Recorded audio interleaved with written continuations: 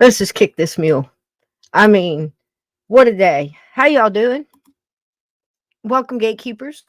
I am just thrilled. This is like, sometimes I feel like the substitute teacher comes into class and everybody's sitting at their desk getting along, maybe passing a couple notes back and forth, the good kind, maybe pulling the girl's hair in front of you, or maybe the girl behind the guy's kicking under the seat, but everything is just, it's chill, and people pass around bacon, maybe share trading the stuff out of their lunches or whatever.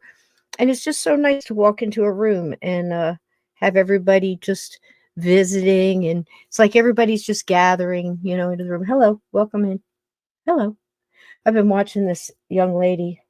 um what does she call herself?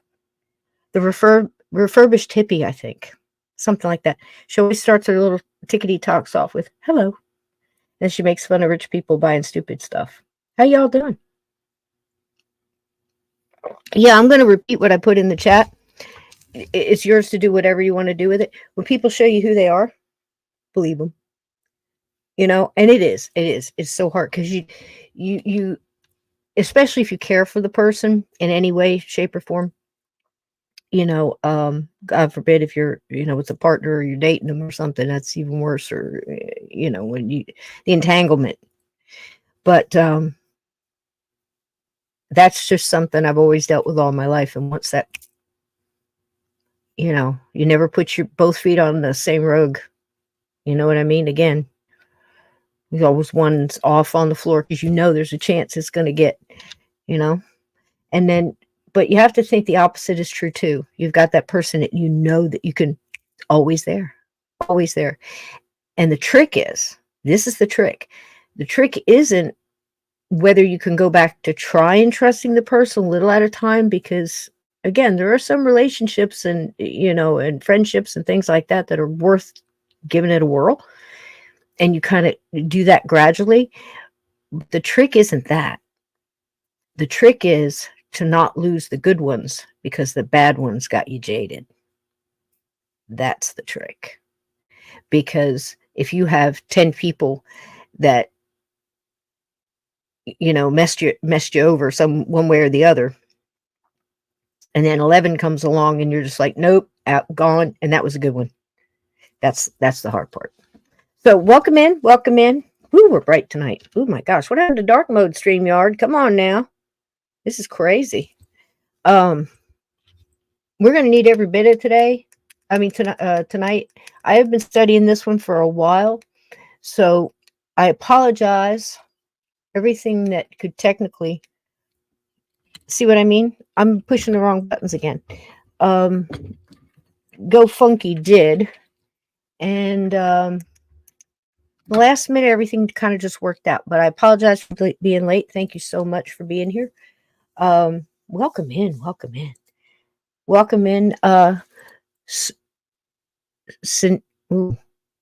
I just call you Frankenstein? Sineria? You may not know me, but I am notoriously not able to pronounce things. Okay, so I get little nicknames for people that I can see real quick in the chat. So, if with your kind permission, can I just call you Frankenstein? I can see that one. Welcome in. Bacon all around. Vixen, wonderful to see you. Henry, I love you. Scott, love you. Uncommon, welcome. Caillou. RP, welcome. I saw so many people in here. Kat, thank you for all the kind help already today. And let's get Steve in here so he can help me say hi to everybody. How about that? I didn't even send him a link till 5 minutes after the show started. Steve, you ready, honey? Gosh, he looks gorgeous. Look how beautiful this man is. Look at him. Look at that beard. Look at his beard. Yeah, don't you dare put glitter in that thing now, because I have a feeling that's coming back. You do like Blackbeard and put candle wicks in it and light it. I'm fine with that. I'm fine with that. I told my dad when I was like only 6 years old, matters, I said, Daddy, I'm going to grow a real long beard. I thought I'd get some pushback. I thought, oh, you're not going to grow it. He said, that's fine. Go right ahead. And I'm like, really? He said, yeah, you start right now if you want to. And then here I am 50-something years later, and there it is. And that's Cineria Frankenstein. She's one of my folks. She's watching. That's a beautiful name. It's almost like a Reminds me, should it be bringing my? I'm seeing red wine and grapes and beautiful Italian landscapes and stuff. When you say that to me, it's beautiful.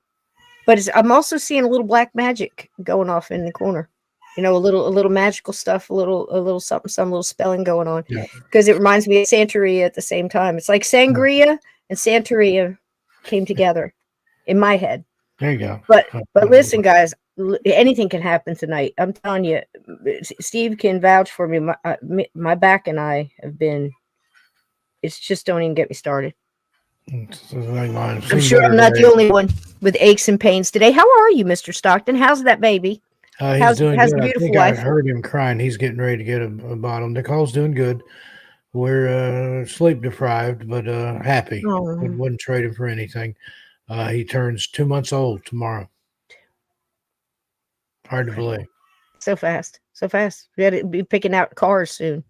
Yeah. You know, he asked me to borrow the keys. Or, from tricycle to the 10-speed to the. Loan him $20. Yep, dirt bikes and cars. He's got more stuff than I do, especially clothes. Can you imagine what kind of cars there'll be when he starts driving? Have you ever thought of stuff like that? And you wonder, you got to get him what a in the world? muscle car.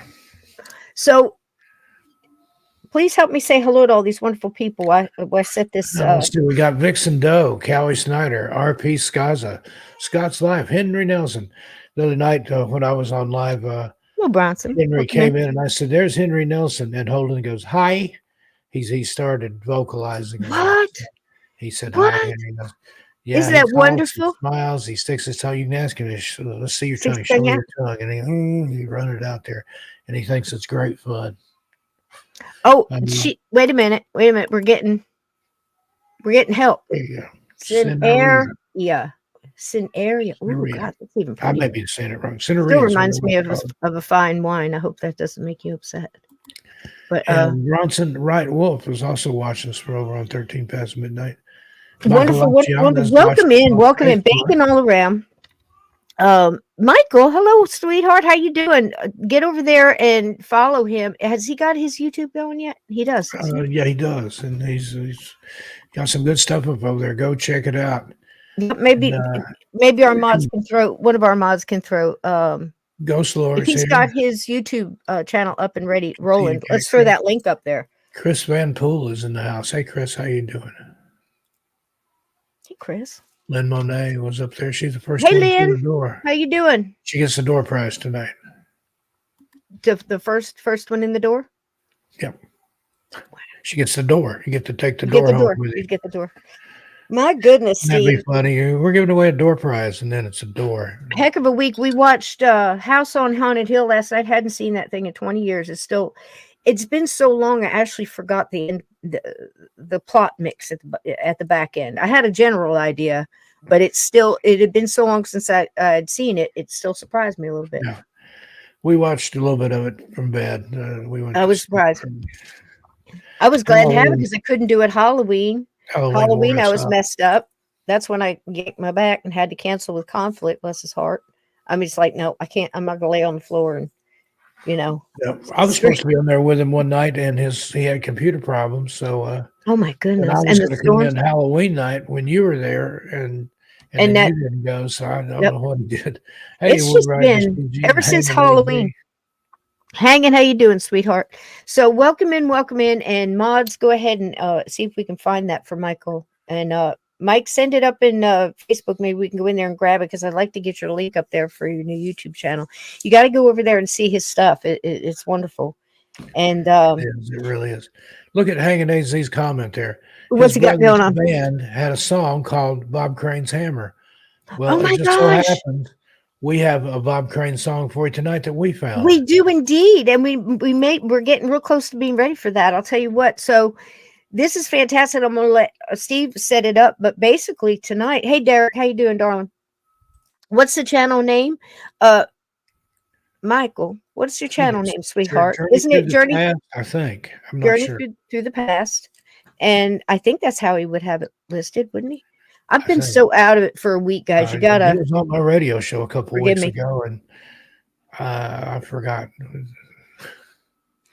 And I've been trying real hard to get this up, and then the last minute, I'm gonna tell. Journey to the Past TV on YouTube.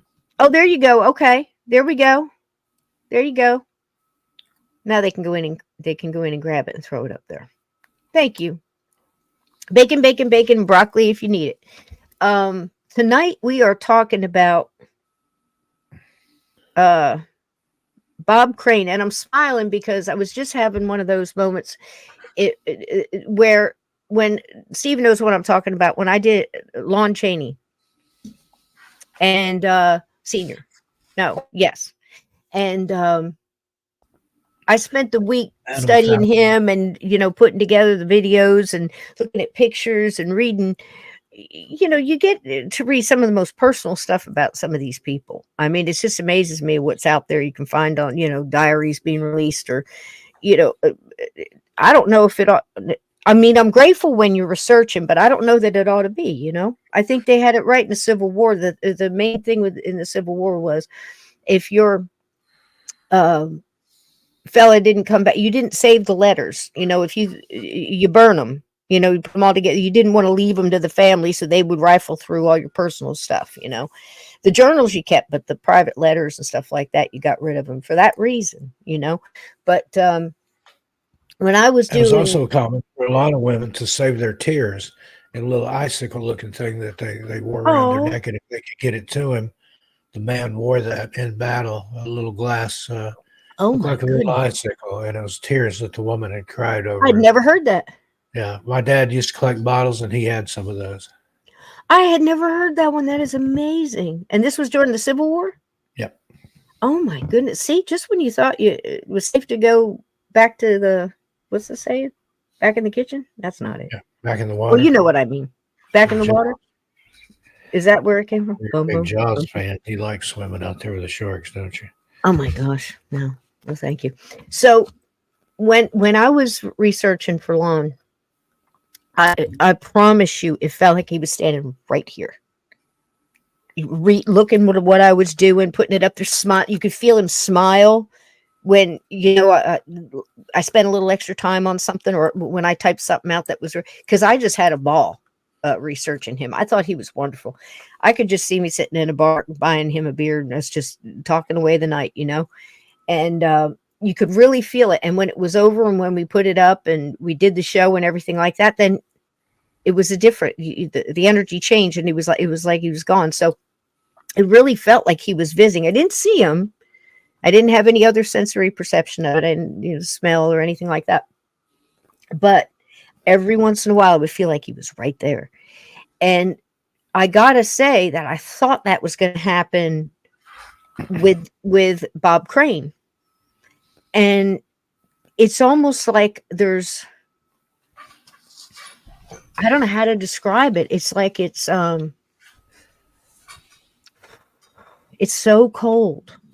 And I don't know how to describe. I just don't know how to. It's not settled, and it There's has. a I don't. darkness there. There is a real Yes, palpable darkness there. it's so not finished, and I don't mean it the way you think I mean it. I don't mean it like the crime is not solved, and it's not. That could be a factor, but that's not what I'm getting. I'm getting it's more like, We'll get into it, but I think there's yeah, more involved than who they pinned it on. yeah, and I just I hope that changes. So the reason I'm bringing this up is because when we're thinking about this, I'm not going to so much. I've watched everybody take different attitudes towards it. Like people, some are making all these excuses and blah blah blah blah, this and everything else. And from the kids' point of view, which are so profound, and of course, wives, and then the other people and people he worked with and things like that. You got to come up with your own, the way you receive this information. I can't There was the give you web that. there. This is going to be one of those things where I'm just trying to spit out facts, and Steve's got some and he knows some about this, but I dug up stuff on this. I'm telling you, this is, I come away from this, Steve, with, I'm sorry, but I think rich people got too much time on their hands. And You too don't, much money. too much time. And too much. They're getting into all kind of mischief. You know what I Yeah. mean? They're up to no good sometimes, and it never works out well.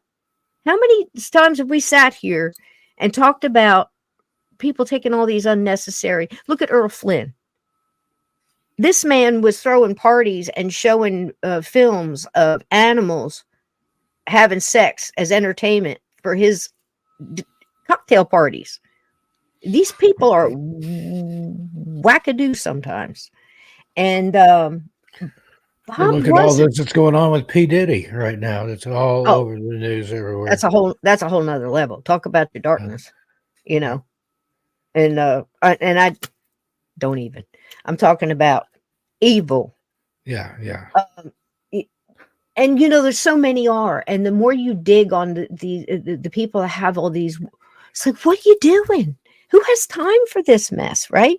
So if you don't know who Bob Crane is, I'm going to pull up a little song here that Steve, God bless you, he reached down. I guess he was looking I for had to dig for that cleaning one. out the couch and found it under a cushion Yeah. somewhere and pulled it Way out. back in the back with some lollipop sticks and some pennies and About some 37 cents and things. change, Yeah.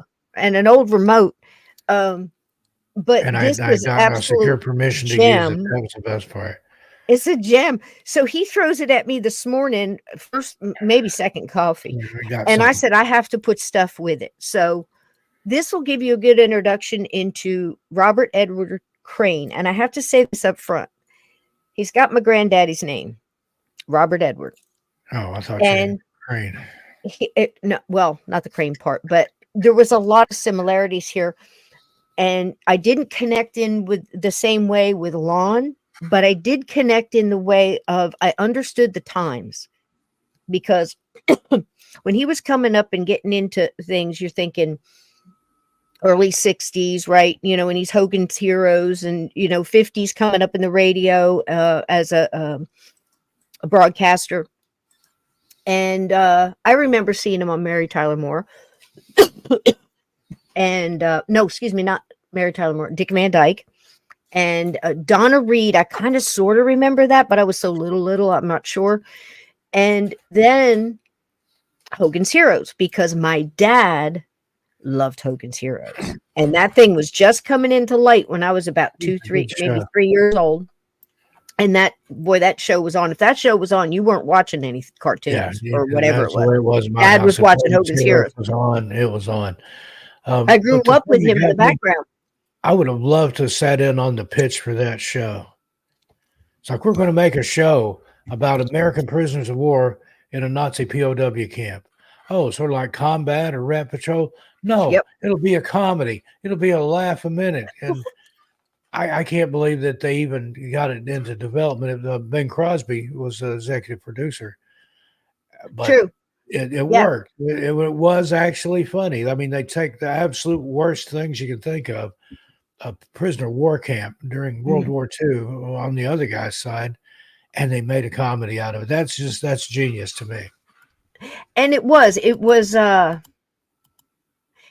it's funny the way you bring that up, because it brings to me, look, I've lived with this guy for 2 weeks now, at least minimum.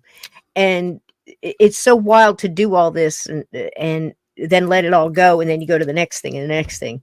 Yeah. But with this guy, I was trying to dial in, because not only was he always in the background when my dad was there, which was a very short time for me in my childhood, but he was so connected to that and combat. It was a big deal in my house, that big deal. And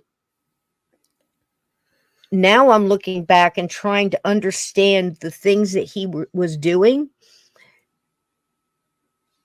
because he was out in that business world when my dad was out in that business world. Hey, I'm Amber. going to tell you something. If my dad had access to Oh the boy, stuff this guy did, you know, I'm not throwing any rocks here. I'm trying to relate and understand why a person would take this path in his life, because it's not pretty. It's not pretty at all. And it doesn't end pretty. It ends very ugly. And that has ripples, doesn't it, Steve? Yeah. It's You like know, when you toss that rock on the still water and you see those little waves that go all the way out of sight, and then absolutely. somewhere they hit the other side and come back. Yeah, And it was yeah, just and it's still going, and it's still going, he and did not want to be remembered for the way he's remembered now. no, no, and I'm trying, and I tried so hard to find um, a way to, you know what I mean, to show the whole guy, not just hammer in on this, show you the, how many times is he hit in the head, blood stain this, and Yeah, just keep rehashing that he was a because he likable was, guy. yeah, He's a yeah, he New was true. Englander, Connecticut. Started Yep. out on the radio up here and got so big that he was coming up against some of the stations in New York with these Yes. celebrity DJ things that we got to get him out of this market, and so they got him out to California. It's so true. Steve, 100%. And he was stepping on their toes. He was Yeah, good. And he yeah. wanted to be, he was funny. He would jump into the commercials and like throw car crash sounds in there on an auto insurance commercial or something else. And he had people laughing, and it was early morning.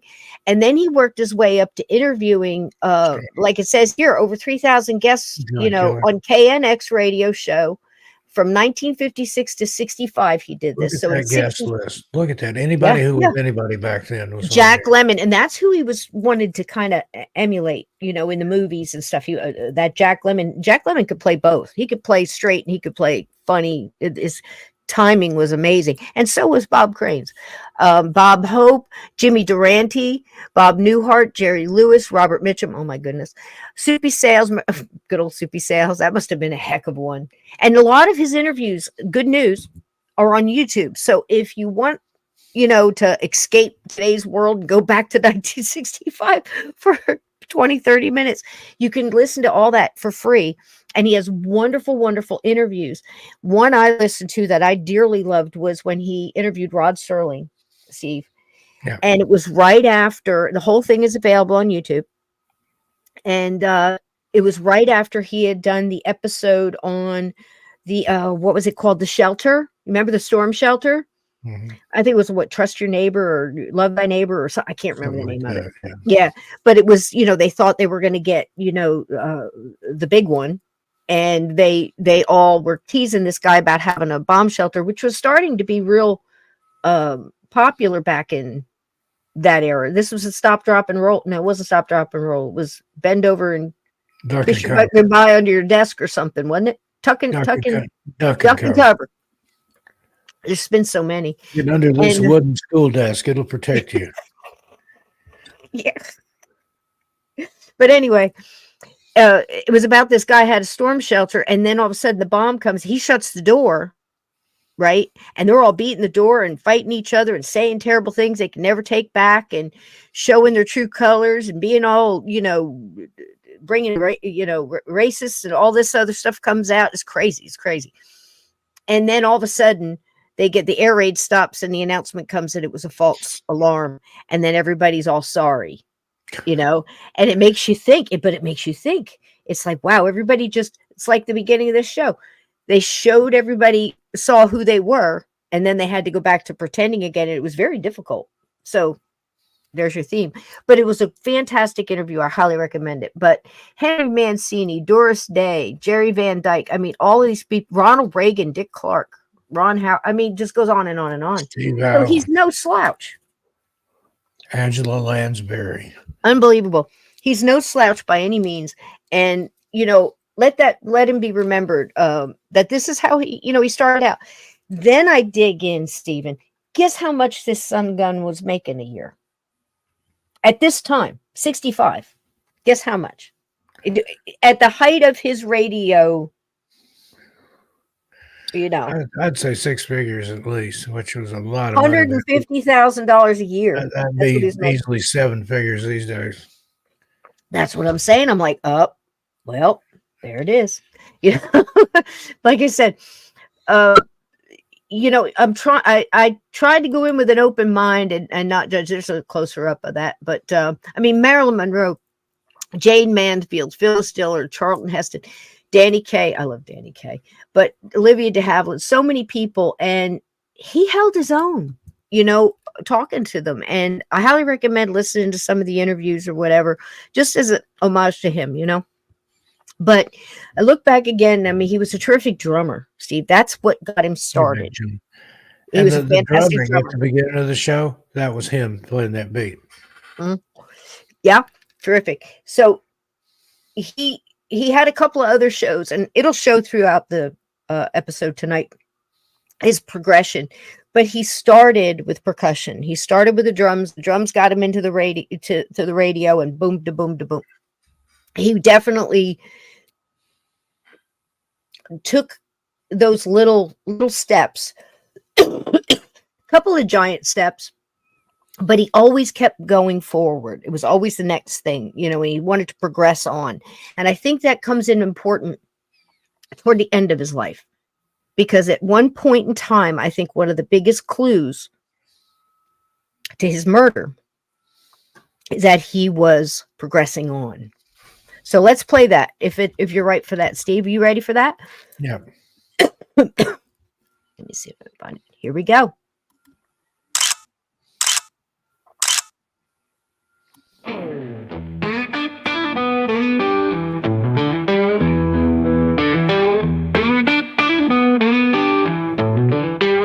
A dark night in Hollywood, the air was thick and cold.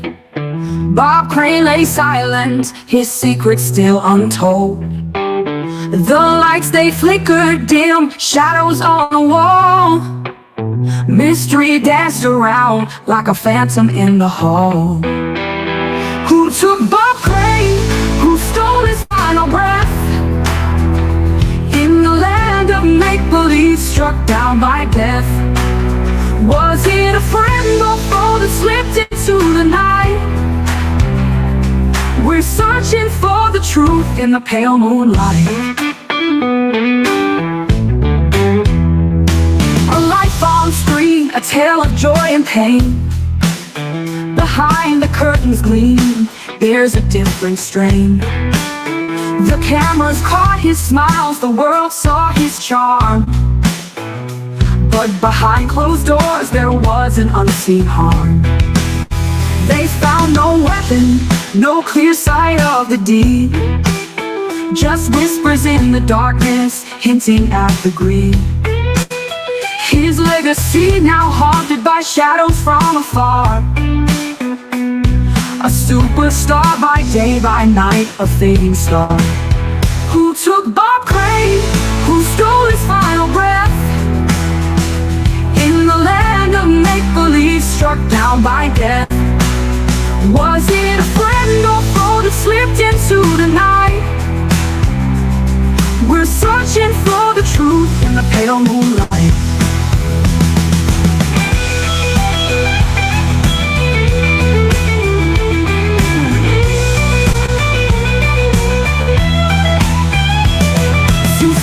Of gossip in a town of endless dreams. Behind every smile, not all is what it seems. Bob's laughter echoed but left an empty room. A life cut short by a mysterious doom.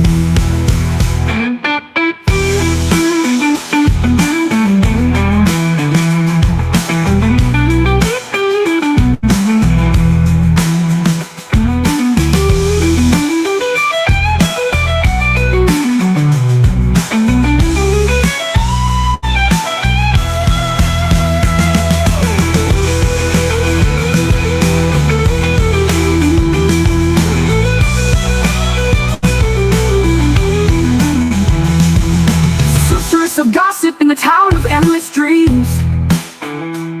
Behind every smile, not all is what it seems. Bob's laughter echoed but left an empty room. A life cut short by a mysterious doom.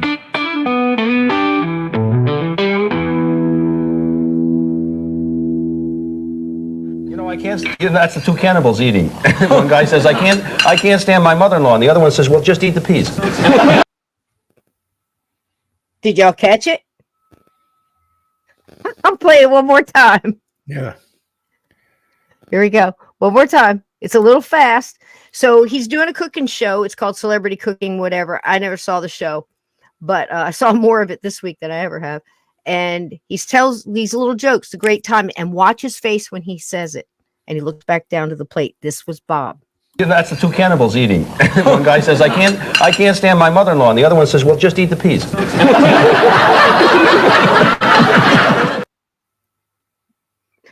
There he is. Reminds me of another joke. Two cannibals are eating a clown. One of them turns to the other and says, does this taste funny to you? Oh my goodness. I have a feeling that cannibal joke's going to come in handy in the next couple months coming up. There he is drumming, folks. He was a drummer too. A little bit. A bit.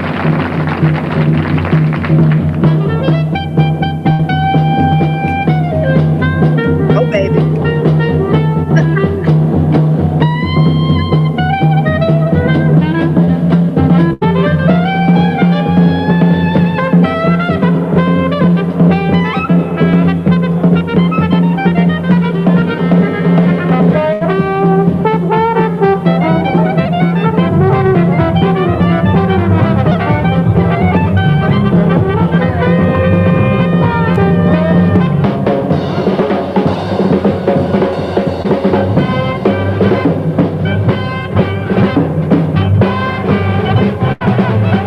Watch what he does.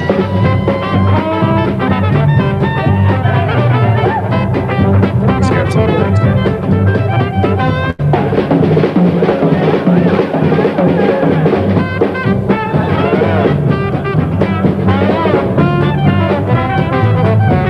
He's having a blast.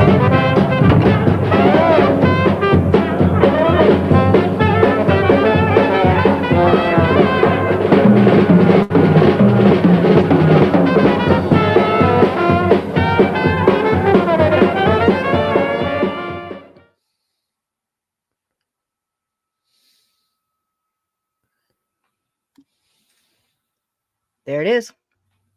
Still unsolved. So I wanted to give you a little piece of that and give you a visual. This was a guy. This was a guy that I tried to relate to through my dad's eyes in the same era and the way my dad was. Because listen, my dad was married 7 times. And my oldest brother always say, he was a great date. He was a terrible husband. And you just got to face facts, right? People were who they were. And these times, I looked at it through his first wife, was a high school sweetheart, had 3 kids with her. And the oldest boy, Robert, he's not a junior. He's got a different middle name. So it was Robert Crane. It's not, like I said, you'll see junior in a lot of things, but that's him. Then he gets divorced. He marries the secretary, Hildy. Yeah. And has the show. Yes. And you'll see her. Has another son, Robert Scott, and they call him Scotty. He's actually an actor. So when you hear the 2 sons, one of the biggest things I've heard mixed up in podcasts and interviews and things like that is they just say his son and they melt them both together because both sons did completely different things when it came to this father during the last years of his life and after his life. So I'm going to try to make that clear tonight and also try to make clear of this guy that you just saw had one of the worst sexual addictions I've ever seen in my life. When he says hundreds and hundreds and hundreds, but it's not in the same, in a lot of comments and stuff lately I've been seeing, the Diddy of his time. No. It's totally different realm, totally different way. This guy really, really thought in his mind that photography, this was beautiful. He would try to explain to his wife, I've got these magazines because his photography, he really loved photography. And Steve, I'm sure, can tell you a whole lot more about that than I can. But I've sat and watched some of his personal videos, not those, but the ones that he took when he would just go to a motel room and try to get the angle right, filming through a mirror and getting the shadows correct without having the the light reflection and all that kind of stuff. He Yeah. was very much into that. Um, the seedy, dirty part, however you want to describe it, was basically a routine that he got into and almost like he couldn't quit.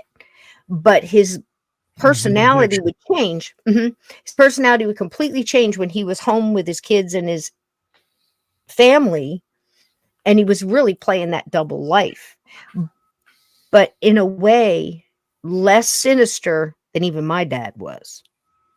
And I'm trying to be as honest as possible here because I want to understand this crime. I want to understand how he got there, because that's going to help me understand why somebody would want to kill him and maybe who killed him, because I don't believe this was a random thing, a happenstance. So hey, let the doors open. Spoiled robbery. It wasn't. It was personal. 100%. It was very personal. And to be, to understand that kind of personal, you got to kind of get personal with these people. And that's why I was trying to understand them so much. So I wanted to show you a little of the drumming and a little of the joking and a little of the funning, because the rest of the stuff you're going to see is going to be bad. And that's when I have to say, full disclaimer, I'm trying very hard not to show you real crime scene footage here, but I have a little video and I think it's important to see it. Steve and I both watched it. It's the one I sent you, Steve, because it does give a great timeline and a perfect opportunity to jump in and say, but now we know this. And it's going to help you understand the whole thing a little bit better. But as far as the motto that he had with a character you're going to meet called John Henry Carpenter, not the director of Halloween. That's the other John Carpenter. And Thing. Another John Carpenter, rather. Totally different, because again, people get confused by that in comments too. I can't believe how dense people can be, honestly. People will be in there arguing about which John. Come on, people now. So that character, I think it's very important to understand a little bit about what Bob Crane was and why he was doing what he was doing. And this guy was just wild. Now, did anybody see the movie Autofocus? Now that was, check my notes, I think that was like 2006, something like that. I think so. Greg Kinnear was in that, I believe. And Willem Dafoe. And Willem Dafoe plays John Henry Carpenter. It is the creepiest thing you've ever seen in your life. I mean, he plays John Carpenter to a T from what I've seen in videos, of the actual guy. Willem does it very well. And there's something very creepy he does in this movie where he keeps calling him Big Daddy. He keeps calling Bob Crane Big Daddy. Come on, Big Daddy. That kind of, and it's just so ick to me. And this was the kind of guy he was. It's important to understand that. This Bob Crane was John Henry Carpenter's ticket to as much tail as they could get. And I don't think Steve would disagree with me there, would you, Steve? No. All right. So moving along with that, he comes out of broadcasting, as Steve so well put it. He's out of Connecticut. He's bleeding over into New York. He's blowing them up, so they move him to LA, and there he goes. And he's off. This is where he winds up. These things are out of order. Okay, so he's jumping through the shows. He's doing the Dick Van Dyke Show. He does a couple of, I can't remember how much of that. I know he does 2 seasons of the Donna Reed Show. He gets moved off the Donna Reed Show because his character is a little too risque, even for the time. Now, this time is a time of Love American Style, Laughing, so many other shows that everything was this tongue-in-cheek. Everything had to do with sex and rock and roll and promiscuity and the pill and all that kind of stuff, right, Steve? Yeah. What do you remember about this time in the 60s? It was pretty much It was coming out of Vietnam. You're in yeah, Vietnam, all this. innocent, and things are just starting to get a little.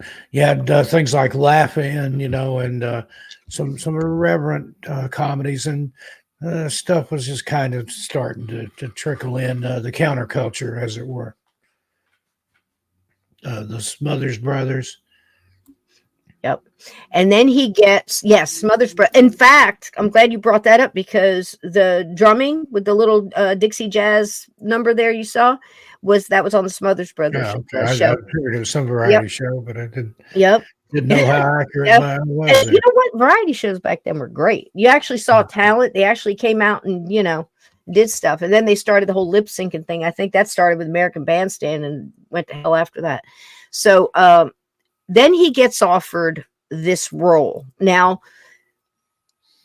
what Steve was saying was 100% true. He had several arguments with his wife about, what are you going to do? Take a comedy? They thought it was going to be a drama. And, how are people from the Holocaust going to think about this? This is about Nazis. This is about this. It's about that. It's about German POW camps. This is horrible. And he was like, yeah, and it's a comedy. And he was really surprised at how it all, worked out. And he was kind of, I'm doing this. I need it. I need it. At the same time, there's another character, Richard Dawson, who was supposed to have that role. He got bumped when they picked up Bob. Okay. Now, that may hold significance. It may not. I've heard that this is an ongoing, like, kind of jealousy, kind of prickly relationship. And then on the other side, no, they were wonderful together. He called him Dickie. Nobody but his best friends called him. It goes back and forth, folks. You be the judge. Your mileage may vary. Right, Steve? I mean, have you heard about that they were kind of arguing, fighting? Yeah. There he is there. That's Dickie. And Richard Dawson, who you may more know from the game show. What was it? The Family Feud.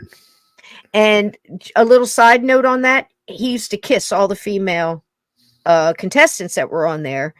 And nobody knew that all the female contestants had to go through a herpes test and have their mouth examined before they could get on stage so he could kiss them on the mouth.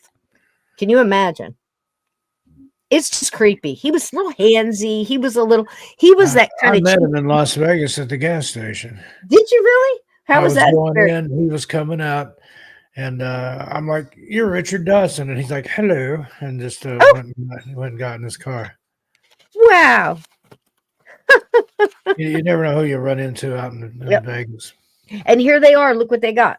Because this is coming up now. And tell us a little bit about that, Steve. What was the at that time they were called VTRs, were they not? Videotape recorders. Looks like Bob's got a through the lens TTL there, and then looks like Richard, got some kind of a video camera earlier. They were big suckers, even the home models, and a lot of people. I mean, they weren't really home; they were kind of prosumer type stuff. And but it makes you wonder, in light of everything else that we found out, how involved Dickie was in the proceedings there. There you go, because that's definitely hanging in the air like a thick cigar smoke. Now, I'll tell you what, my favorite character is this guy over here. I can't even remember his name, but I remember when I was little, I used to just think he was the kindest man. I don't want to hear any dirt on him because as a kid, you have these little memories of seeing people on the big zenith. Because when you're a kid and the floor zenith is like just huge to you, and it's like being in a theater, And I used to have my favorites because I had to watch this with my dad quite a bit. Where's my thing? Here it is. Okay, so he makes Hogan's Heroes is a big deal. I mean, it's on lunch boxes, comic books. They got the whole thing. He's riding high. I never did get one of the lunch boxes. I've seen them at antique shops and stuff. They fetch a high price. Oh, I bet they would. I had an HR Puffin stuff. That was mine. I didn't have the round one though. I had the square one. But that was, I think, after this. This is way after. That was way after this. Probably by about 10 years. So this winds up being his second wife, and you're going to see her coming up here in the near future.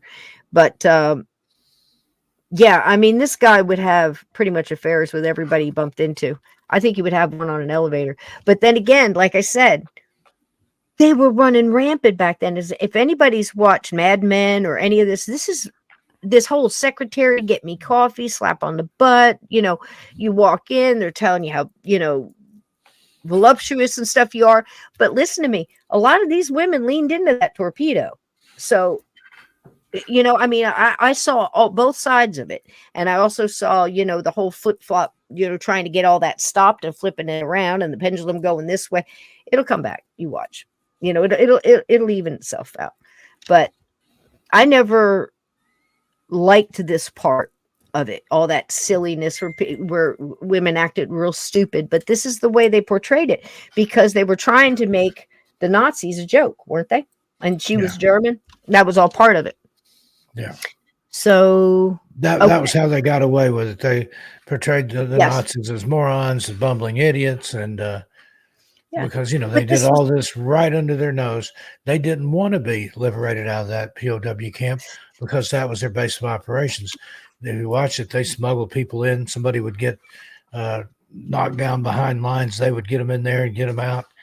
And Hogan or some of them, they would impersonate German officers and things. They had wardrobes and things. It was a well thought out and well done show for a comedy of about a POW camp during World War II. Right.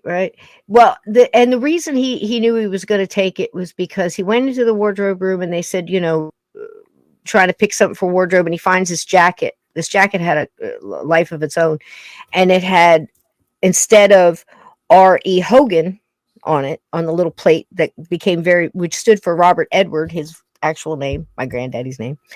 And he looked at it and it said F something. I can't remember what the name was because it was worn by Frank Sinatra and it fit him perfect. And he took that as a sign that he should take it. And Hogan's Heroes ran from 1965 to 1971. And it pretty much marked him for typecast, so he couldn't get into other, serious roles, which is why he started taking the bit stuff afterwards. But we'll get to that. He did have anything you want to add to that show point? called the Bob Crane Show. Mm-hmm. I think that was early 70s too. Yeah, kind of like a 14 Bob Newhart episodes. show type thing. Yeah. It lasted 14 episodes. Had some good people on it. You might even see some clips of it. I'm not sure if I have any of those in there or not, but he he tried at that, and there was this like decline. You could see it, but it wasn't.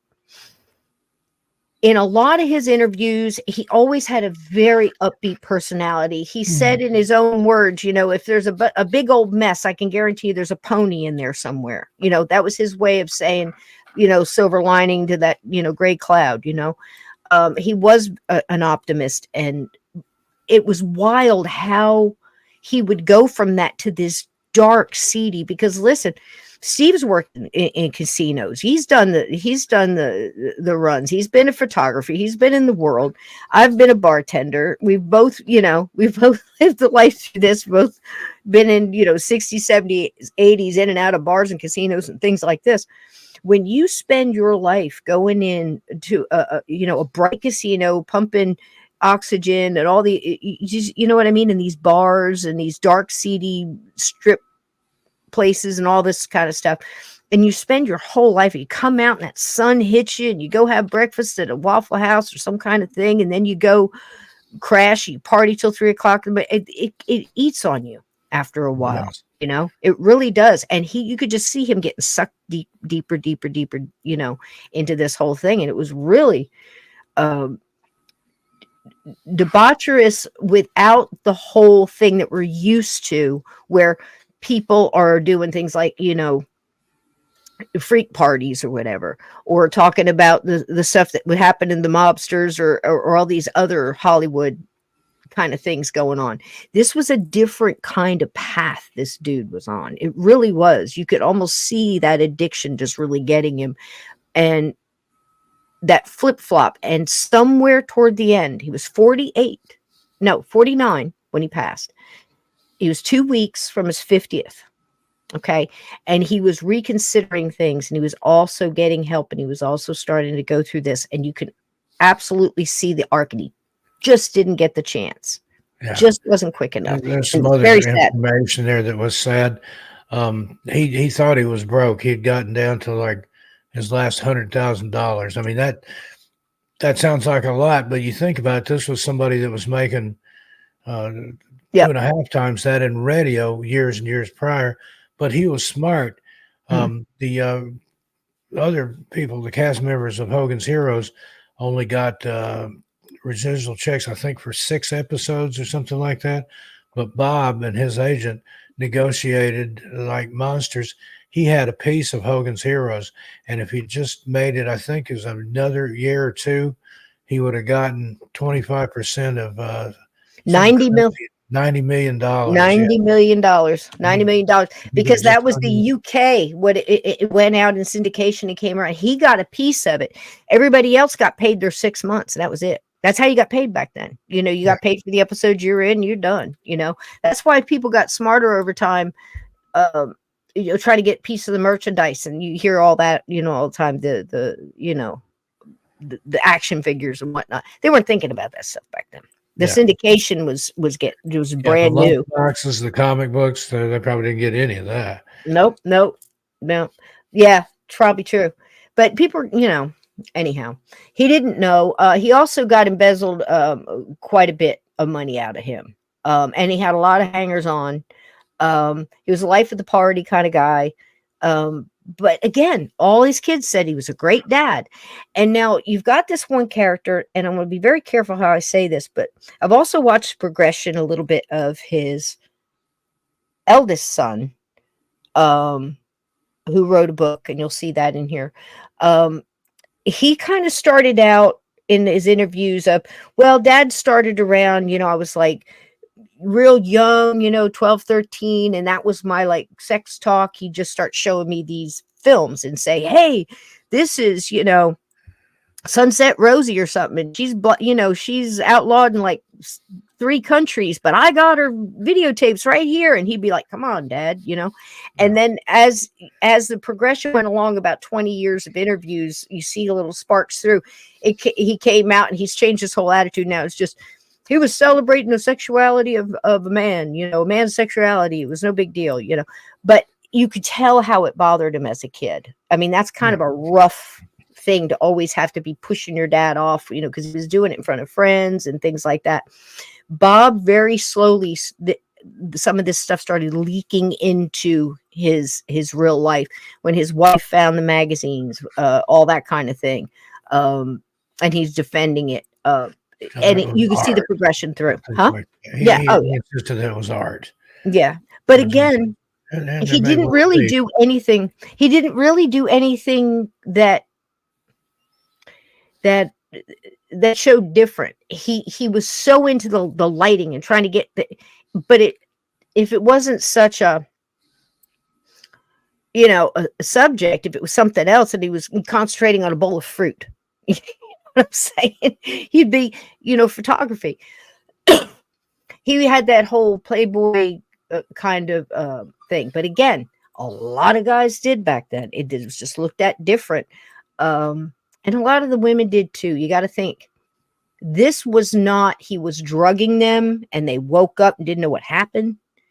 You know, the only thing that could really be said, and I made sure of this because I listened to a lot of police officers and detectives and other people that actually saw some of the tapes.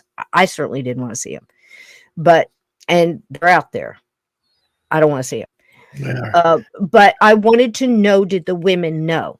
Because to me, this is different. If you come straight up, they couldn't not know it. The whole room was filled with this equipment. They saw themselves on televisions as they're doing it. They weren't surprised by this. This wasn't a trick. It wasn't a hole in the wall at an Airbnb in the bathroom. You know what I'm saying? Yeah. They knew and they gave consent. The only thing I heard that some of the detectives say was some of the women were very drunk. So that could have been, you know, not full consent. They were loosey-goosey. Most of them knew what they were getting into. Yeah. And just as a side note here, at one time, his son Scotty had bobcrane.com, which featured those tapes. It was only up for a couple of years. You had to buy a membership and things like that, but it's out there. It's still floating around. I sent you something, Cisco. You probably don't want. I'm not going to see anything I don't want to see. Is it? You can't. Yeah, you can't share it on here. Oh, okay. For work, but All right. it's a forum where they're talking about what was on there. Oh, okay. Yeah. That's the pills, thing. I mean, I heard some. Again, I'm not making excuses. Don't get me wrong. I'm just trying to understand. My thing is human character. How did we get here? How did his journey go? What did something go wrong? Is it wrong? Where are we at? This is an addiction straight up. And it wasn't just, hey, let me see how many women I can get. He was really, at some point, he got so much trouble, believe it or not, at Disney. You had the irony, right? Because when he was doing, I think it wasn't Super Dad, it was Gus, which was the last movie he did. Wasn't so good. Well, he actually, they said he was pretty good in that, even though the movie was a stinker. But he was showing people his albums, and the staff was talked about it, and this is how it got out. And Disney said, "Whoa, we can't have that." So yeah, decades ago. So let's watch a little bit of this now. I will give a disclaimer that if you're squeamish, I tried to blur because look. I don't know who's watching this. I don't know, again, I don't YouTube, whatever. They once demonetized me because a ghost unlived himself. A ghost. Do you catch my drift? In a closet. And they went, are you kidding? He was already dead. What? Yeah. I don't get in arguments with them anymore. It's just like, just cut it. So I didn't do it for that. I did it for you because I don't, please be careful if you are going to be squeamish. I tried to cut everything out, but I was rushing toward the end here and I may have missed something.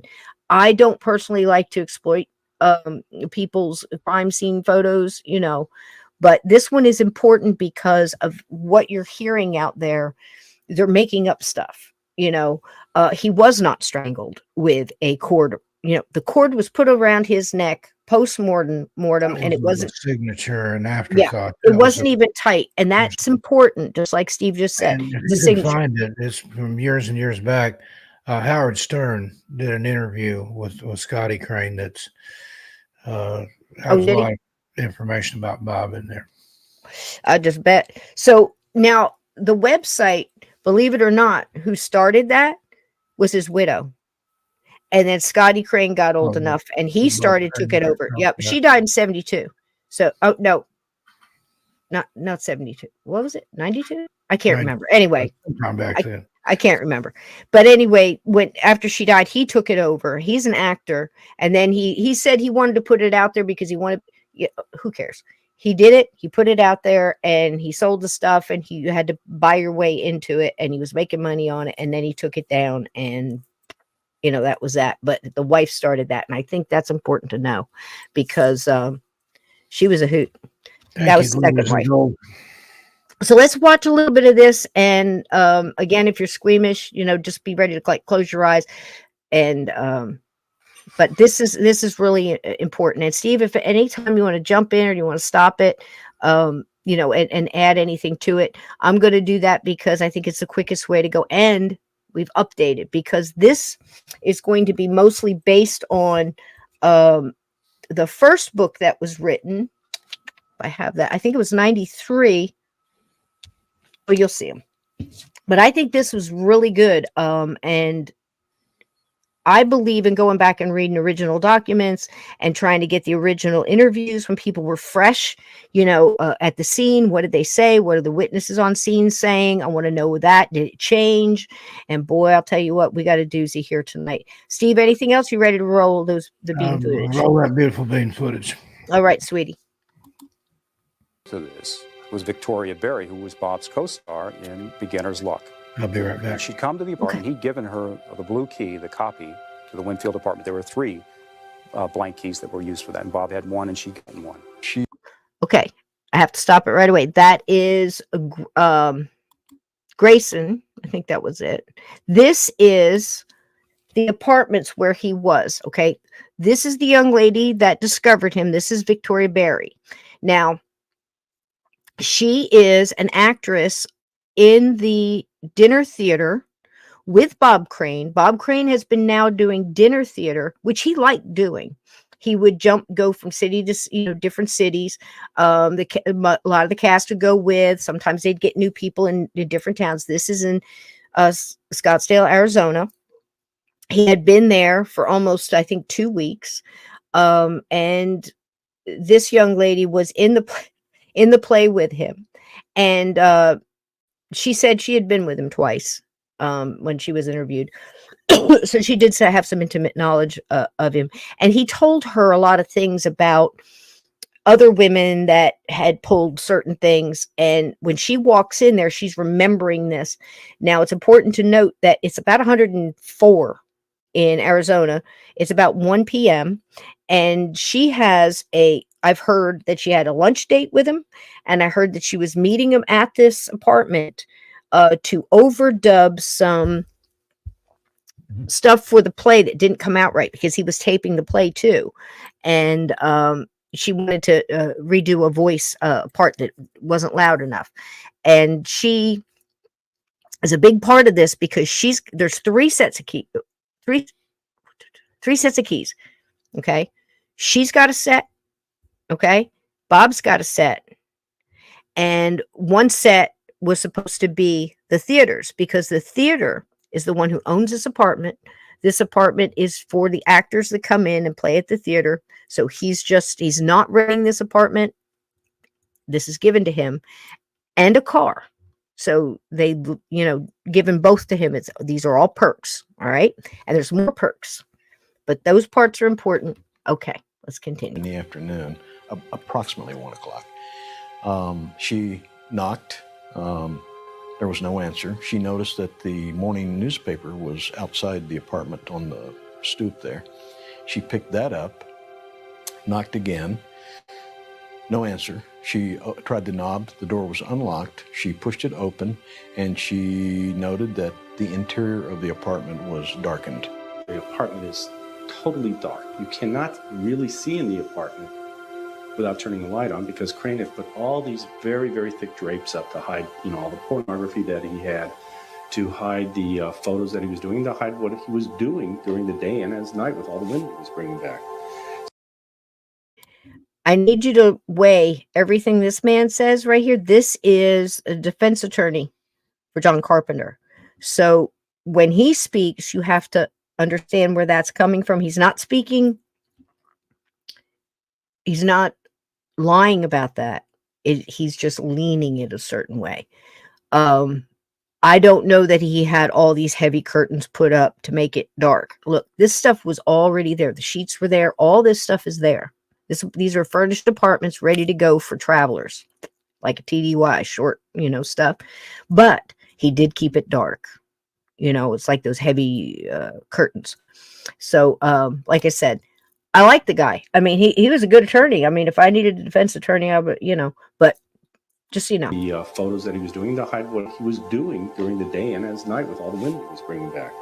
So when she opens the door, she goes from the very bright sun of Arizona to the very dark room where Crane's body was found. And then she closes the door behind her. At that point, it's extremely dark, and she doesn't turn the light on. She's calling Bob, no answer. She goes on into the interior of the apartment, notices a bedroom door ajar.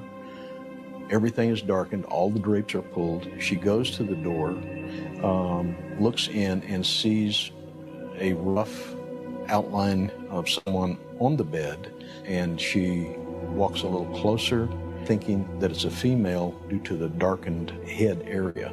And at that point in time, she noticed that it was blood, coagulated blood.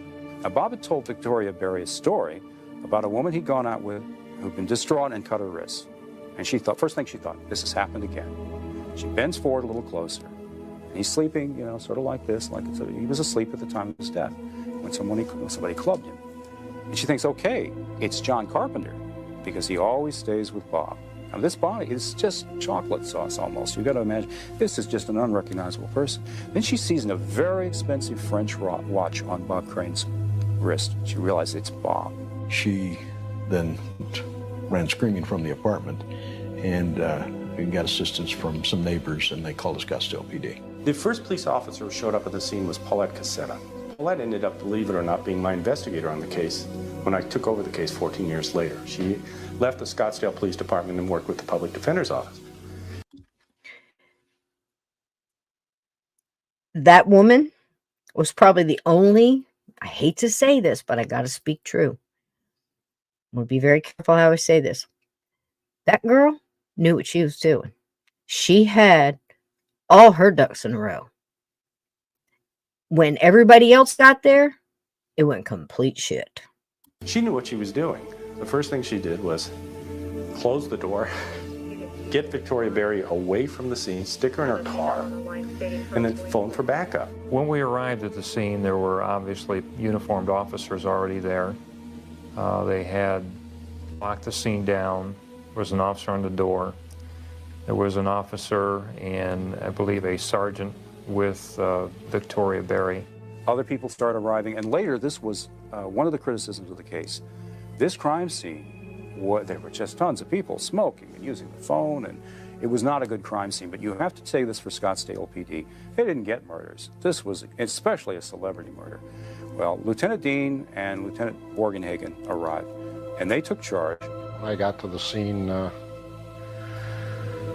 I was met by, I believe, Lieutenant Dean and Captain Pratt, and I think Detective Vassal might have been there. He might have been out checking with neighbors at the time. We were instructed to do a knock around the knock on doors around the apartment complex to see if anybody had heard anything or seen anything. And that was in the beginning stages within the first few minutes of arriving on the scene. The whole group of detectives, the whole group of cops all stormed the apartment. They all walked in. They started looking around. They started looking at lifting things up. And they started turning lights on. And then they got to the point, which was absurd, where they brought Barry, who had supposedly seen this horrific scene, and they said, "Come on back in." The apartment was crowded with people smoking, and Victoria Berry was smoking. And there's always been some criticism that she was allowed to smoke at the crime scene, that anybody else were actually to do that. But as I can understand it, that they'd already dusted for prints. They'd already done a lot of this work before she began smoking. But she was extraordinarily freaked out. She's pacing and smoking and so on. The other thing was, one of the investigators was using the phone. And again, I've been reassured that it was dusted for prints, but I'm not sure on that. It was a muddy crime scene. There was no... At this point, I'm absolutely losing my mind. So you have the officer locks down the crime scene, okay? Victoria Berry's already been in there. She runs next door to a neighbor to use their phone, and they call, I think at that time he hit 0 or whatever. He didn't have 911. Blah, blah, blah, body, but she's a mess. She's upset. She's crying. All right. Cops get there, put her in a car, lock down the crime scene. The next bunch comes, and they're touching everything. Now, I can't say whether, I can't remember his name, Grayscale or Grayson, whatever his name is, the author there that was talking, saying that he had been assured that everything had been fingerprinted and stuff. Well, listen to me. Not in that amount of time. I've looked at this stuff. They're doing it as this stuff is going on. Okay. In my opinion, at least some of it. They're not wearing none of this was protocol to wear gloves, the boots, the booties. This reminds me so much of the Lizzie Borden case. I cannot tell you. Just like a lot of the parallels for me with the way the whole thing went down. But also like, Velisca, where people just going in and out, touching things, picking up stuff, taking souvenirs. This was incredibly muddy is no word for this. This was a mess. They're using the phone. At one point in time, you're going to hear it. The phone rings. The police officer tells Victoria to pick up and answer the phone. Okay? There's, in my opinion, fingerprints that could have been found in blood in different places here. You will see. None of that. None of that. They got nothing. It's insanity to me. Okay. You are going to see, I did, block out that stuff because I didn't know who's going to be watching, but you will see drawings and stuff exactly how this crime scene was set up. I got questions. No forced entry that we could find.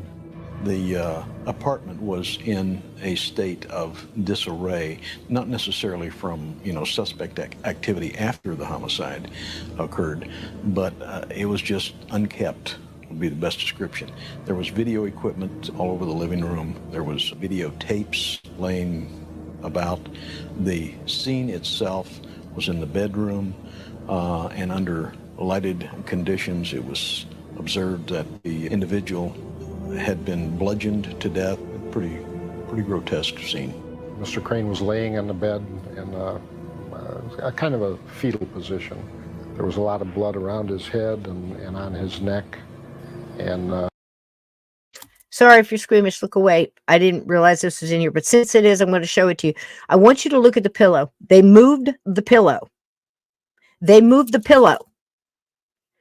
The pillow was under his head, hanging off the edge of the bed. There's a run down the edge of the bed where blood splatter at the bottom, but there is about 3 spots in front of the nightstand that you'll see in the drawing.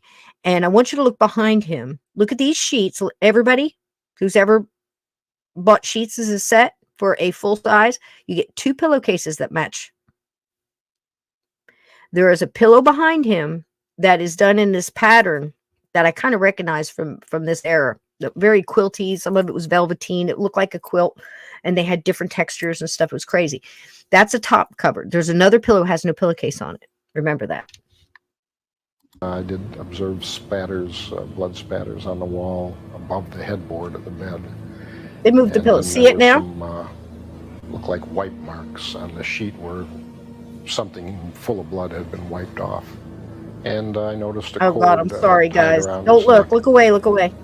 Other than that, we didn't, touch anything until the medical examiner arrived. When the coroner came and decided to examine the body, which typically means get out of the room, stop standing where you are, what don't you have on your shoes that you should have, get out, take all the bedding, close it up, close the body up, and take it back to the morgue, right, for the autopsy. He didn't do that. He decided, well, let's see what killed him. There appeared to be semen on Bob Crane's, I don't know now if it was his right or left thigh, but at autopsy it was still there. And I asked if they would collect the semen. And the medical examiner's investigator said, what's that going to tell you besides you had a piece of ass? And they refused to collect it. Well, Can you believe this? They're not collecting evidence. And it does come up later. They moved the pillow. The coroner, now I talked to a relative of the coroner for a brief period doing research on this. The coroner decides right then he's going to start shaving the head and doing an autopsy right there on the bed. Have you ever heard of such a thing?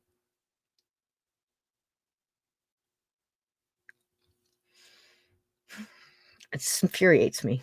This infuriates me. I was doing the crime scene. I was assisted by crime scene technicians. They were doing photographing as well as fingerprinting. Lieutenant Rondine was on the scene. Sergeant Dennis Morkenhagen was on the scene. And at that time, they were attempting to interview Victoria Berry.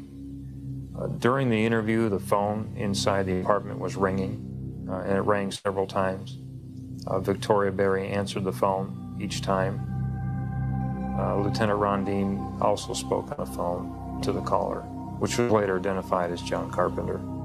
I'm That's sitting what at he the looked like. apartment that I shared with my dad at about 3 o'clock in the afternoon, or 3:30, and I get a phone call from John Carpenter.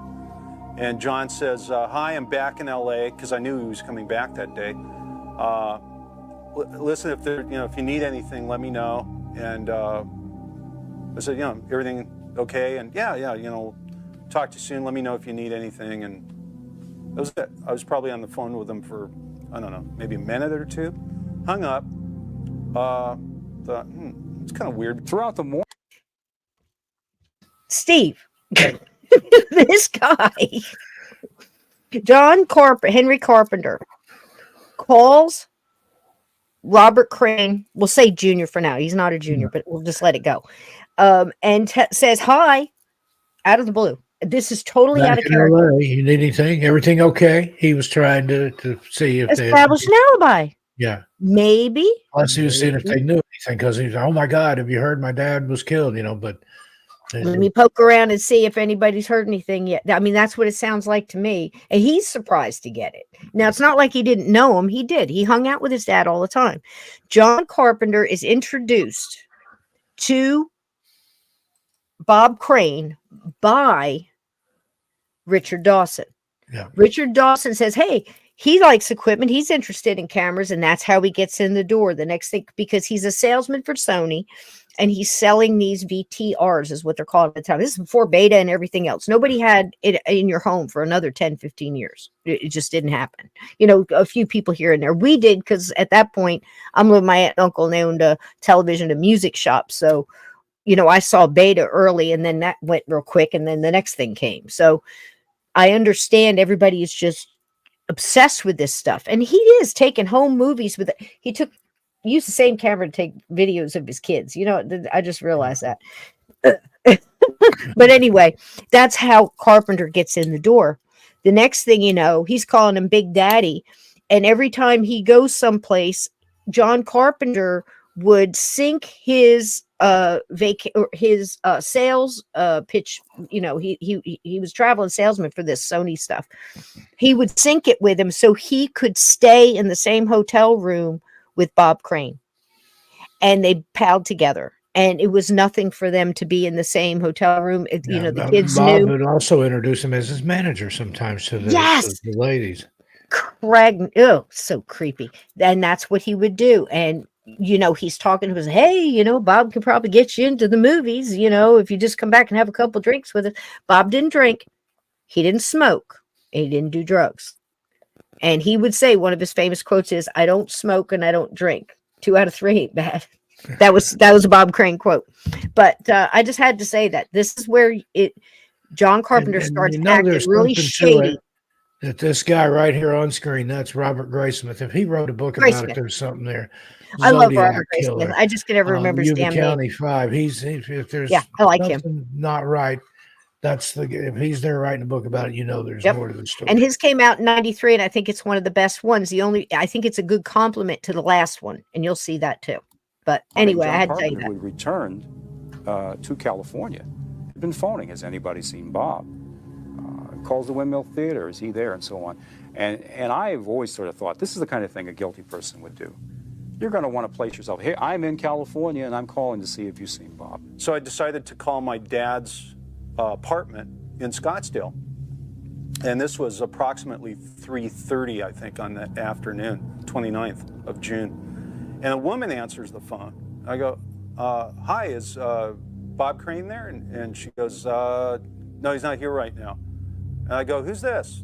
Victoria. Oh, hi. Well, listen, can you just tell him, his son Bobby called and give me a call, nothing important. Give me a call, when he gets back. Yeah, sure. Hangs up. And police are there, unbeknownst to me. So I'm thinking my dad has run out for, what have you, and he's going to be back soon. And she's at the apartment, she's in the show. I didn't think anything weird about that. And of course, he's long gone. Victoria Berry gradually was able to make a firm identification. They got the man who ran the Windmill Theater where Bob was appearing. He made a good, solid identification. So now they knew Bob was dead. But then finally it was put on the answering machine to the Winfield Apartments, and it became public knowledge. I was driving his mother, my grandmother, out to see my mother and stepdad, Chuck. I pull up in front of my mom and Chuck's house. Chuck comes out the front door. Bobby, get in here. Real serious. Okay? Couldn't imagine what it was. I get out, go in the front door. He says, call Lloyd Vaughn, your dad's attorney, now. Okay.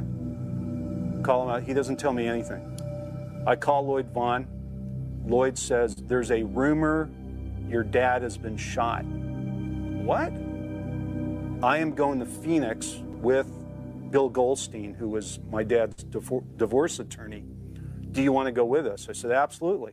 I saw my mom and my grandmother in the kitchen crying. They couldn't even talk. They were crying so much. And so I went to another room where my stepfather and my brother Bobby were standing.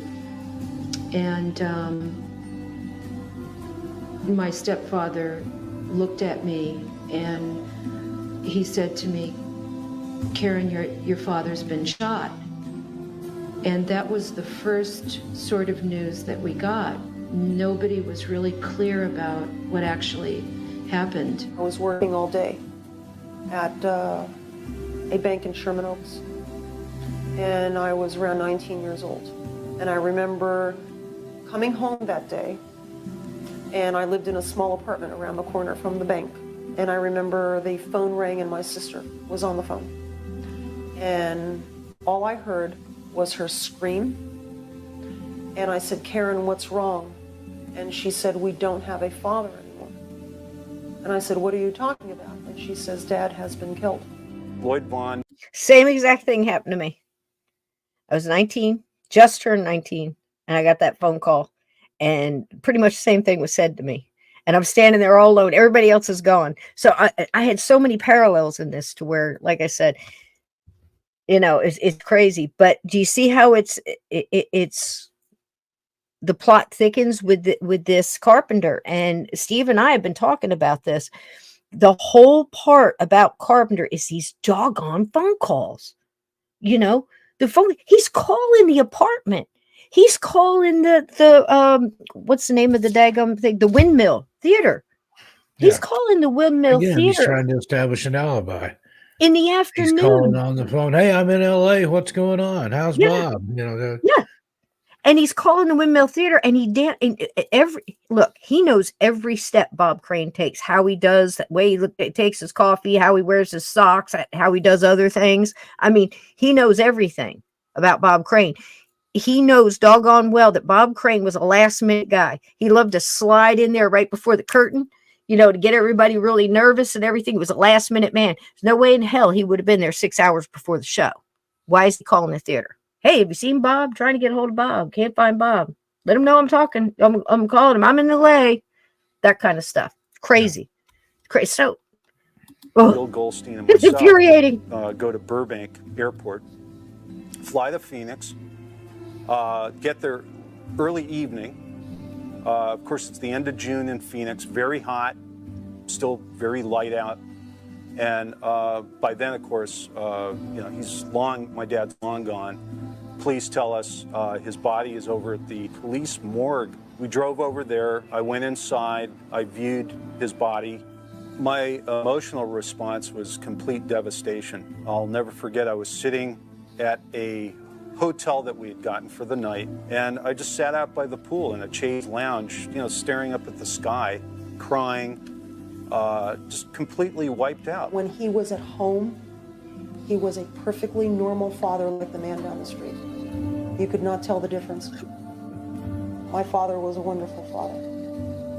He was very doting, very protective, very loving. The reasons that maybe Carpenter shot to the top of the list. He's checking out of the hotel early. He's 2.5 hours early at the airport. He wants to get out of there. He wants everybody to know he's leaving. Bob has not been discovered yet. That body's lying in that locked room somewhere that no one knows about. He's got this rental car with 32 miles on it. And he says, take this car back, detail it, clean it up. I hated it. This didn't work. The light didn't work. He wants that car polished down. We knew that he was in town, according to Victoria Berry. We knew that he was in town and was visiting with Crane, and that he was residing at that time a block away from Crane's residence. We knew that he had left that morning, the morning of the murder, and gone back to LA. He was also admittedly one of the last people to see Bob Crane alive. We initially had thought that the murder weapon might have been a tire lug wrench. One of our detectives began tracking down the rental vehicle that Mr. Carpenter had. It was a hassle trying to locate it because when Carpenter had turned it in, he had written up a problem with the vehicle's electrical system, so the vehicle was taken in for maintenance. But once he found the vehicle, he found that what looked like blood on the passenger door. You know, that immediately is whistles and bells. In 1978, we didn't have DNA testing. The only thing we had available to us in 1978 was blood typing. Listen close. And that was it. The good side of that is the blood typing on the inside of the car matched Mr. Crane's blood type. Anybody else who had contact with that car did not have the same blood type as Mr. Crane. There was a trace of blood on the doorknob leading outside from the apartment. But no in fingerprint. John Carpenter's rental car, there was various points of blood on the inside passenger door. A couple of these blood transfers. Look at the direction. As long as 6 inches in Look at the length. direction. Now, all My these CSIers. on the inside passenger door. A couple of these blood transfers were as long as 6 inches in length. Now, all these different blood transfer areas was photographed by a Department of Public Safety crime scene technician. You know, now we're dealing with probably more than just somebody to look at. You know, we need to really get a hold of this guy and talk to him. Do you understand these rights? I understand the rights the way you read them. My question to you is that prior to an agreement on these rights here, what I was under the impression, correct me if I'm wrong before I make my statement to you, that I was coming here to help you out, not put me in. And I'm really very apprehensive about this. If I should continue, since your statement in California was that you implied and directly told me that I had had direct contact with Bob Crane's death. Yes. In fact, okay, we'll get what I need from you is will you voluntarily answer my question. Now, reading from this rights card, you now understand and you've been questioning. Can you stop voluntarily answering my question? You understand? You can get up and walk out right now. Go ahead. Then I'm here to help you. He volunteered to take a polygraph lie detector test. And the county attorney said that probably wouldn't be a good idea at this time because we don't have enough information yet to, you know, to ask him the proper questions and look for the proper responses. And he said there's a photo album, and he described it in detail for us, how it opened up and how the pictures flipped up. And he said that, you know, that would be something to look for. Well, you know, how would he know that it wasn't there? It was my question. And I always... That's a really good question. How would he know that it wasn't there? There's a photo album missing. What? You know, find the photo album. Well, how would you know it wasn't there? He did so many things. Now, again, I'm not trying to just point out stuff that makes him look guilty. As we get through this, I'm going to point out other things that might steer you a different way. I'm just telling you the fact, you know, and this looks sus as all get out, right, Steve? Yeah. You know, is it a red herring? Like, might be, or maybe there was somebody's picture in there that they didn't want to take the time to dig the individual photos out. They just took the whole album. Could be. I think there's more than one person involved in the murder. Could very well be. Could very well be. But I also want people to think about the way the blood was on that door, okay, and the shape it was in. You know, if you study blood splatter evidence or blood evidence, you know, you can, it tells you so much. Why is it on the passenger side? Okay. All right. This is a rental car. If he was killed in the bed, why is there blood in the car anyway? Unless he had blood on him when he got in the car and maybe carried stuff out. And while he was throwing it in the car, transferred the blood from his person or the items to the car. Well, here, when you see the next part, you'll probably figure it out. But it's important to note that it was only found on the passenger side, and that's a big question later on in the court trial, which comes 16 years later. Was the whole thing of, you know, why wasn't it in the driver's side? And also, they always throw out there, well, it was a rental car. It could have been anybody. Could have been anything. Listen to me, okay? This was 1978. Yes, it was. It was a Chrysler Cordoba. And I went to my expert for that. I have an expert. I went up to him. I said, I had a little piece when I first started. I said, what kind of car is that? And he went, yeah, he told me, because that's his special power. That's Mario. He had a birthday yesterday. Happy birthday, Mario. And he got it just like that too, just like Scott did.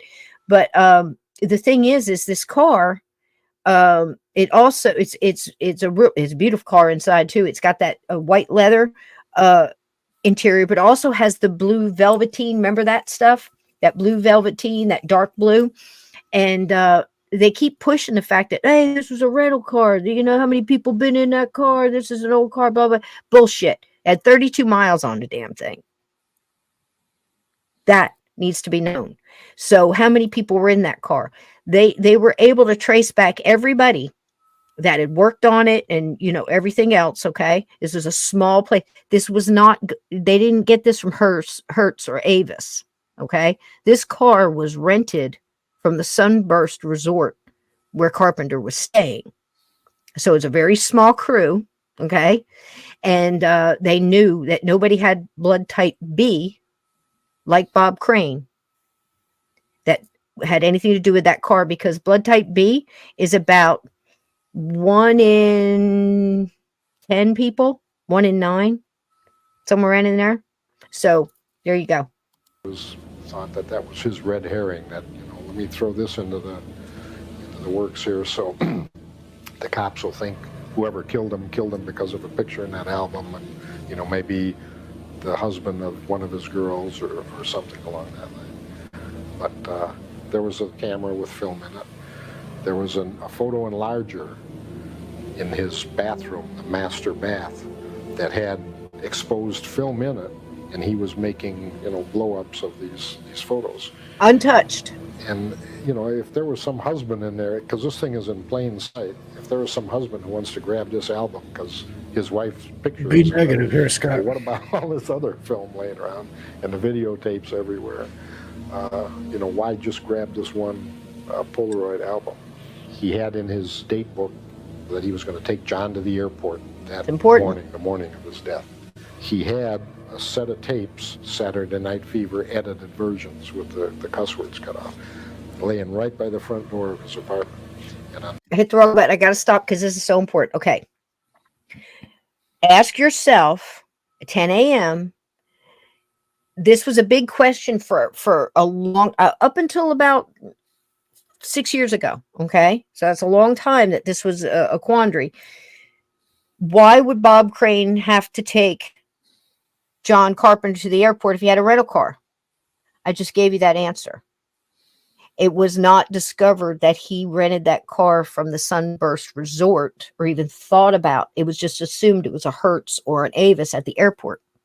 So they couldn't figure out. Can you believe that? All this time they couldn't figure that out? There's a couple other things they couldn't figure out too. So that's why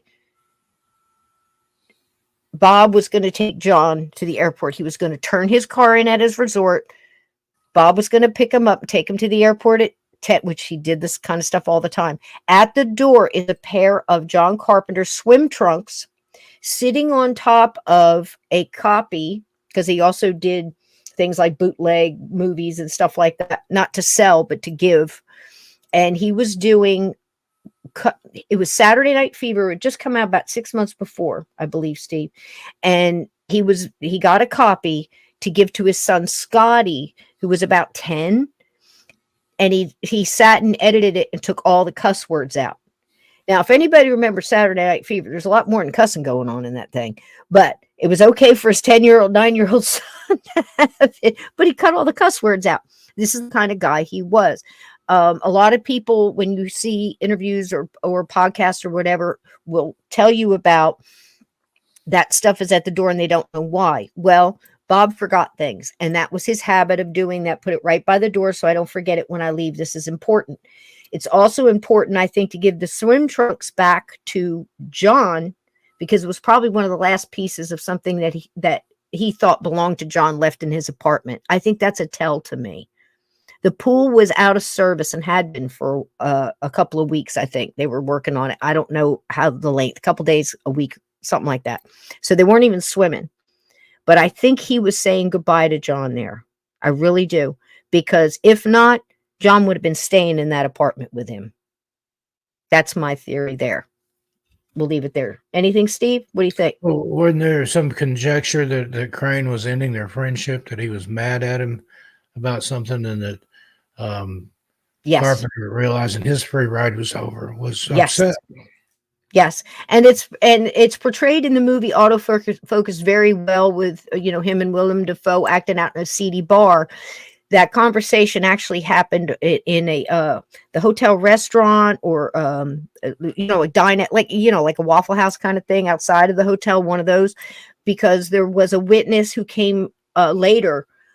She was the waitress, and she said that there was an argument, and he was, Bob was trying to be very stern with John Carpenter, and he wouldn't even look at him. He was looking away, and the only time he would turn around and look at me, he'd hear that Big Daddy, come on, Big Daddy, we can't end this, come on, big, that kind of stuff. It just makes me, all right. But yes, 100% correct, Steve. Top of those tapes were John Carpenter's swimming trunks, which he had left there. This is one more thing, Crane was getting ready. He put them there because everybody told us he was forgetful, absent-minded. Put these things right by the front door to pick him up on the way out the door as he was going to pick up Carpenter and take him to the airport. But, of course, never got that far. The strange thing was, he says, remind me about urination. After you ask all the questions, I want to talk about urinating. So we asked him the questions that we wanted to ask him. And then said, okay, Mr. Carpenter, what did you want to say about urinating?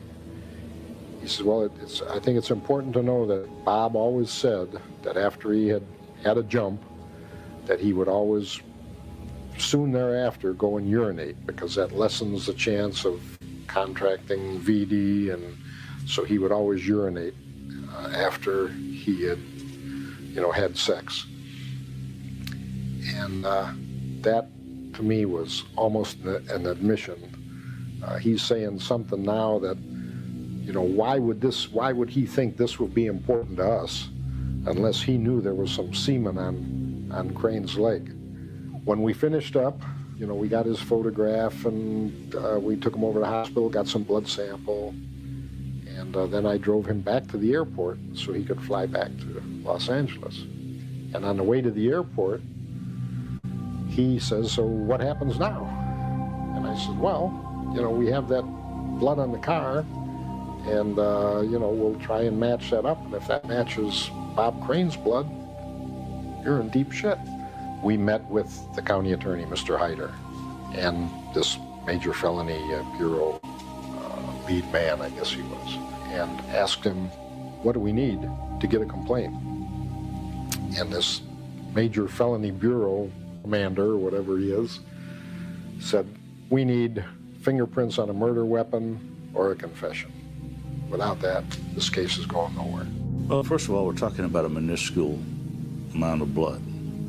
Secondly, there was no way to tell how long that blood had been in there. It's a rental car. They were able to type it, and I think it was the same type as Bob Crane's blood, but there was no evidence to show how old it was, and the car had been around for some time. And the amount was so little that it really didn't mean anything by itself. It was very frustrating that we felt that we were not getting the cooperation that we deserved and that the family deserved in this case. We felt as if the county attorney's office was stonewalling us as opposed to aiding and assisting and trying to make this a better case or make this a prosecutable case. They will not put on a circumstantial case. They wouldn't at the time. Well, I determined from the meeting right away that they had focused in on one suspect, which was John Carpenter, and the evidence just wasn't there. It was more supposition or conjecture as to whether or not Carpenter had committed the crime. I told them, maybe your hunch is right in the long run, but we need evidence that we can use to prosecute. We have to be able to show beyond a reasonable doubt that whoever killed Mr. Crane killed him. Police officers, detectives don't request a murder complaint on somebody unless you're sure this is the guy that did it. And no, there is no other suspect in my mind. Lieutenant Rondine was in charge of investigations at the time that this incident occurred. He remained in investigations for a few years after that and has subsequently retired from the police department.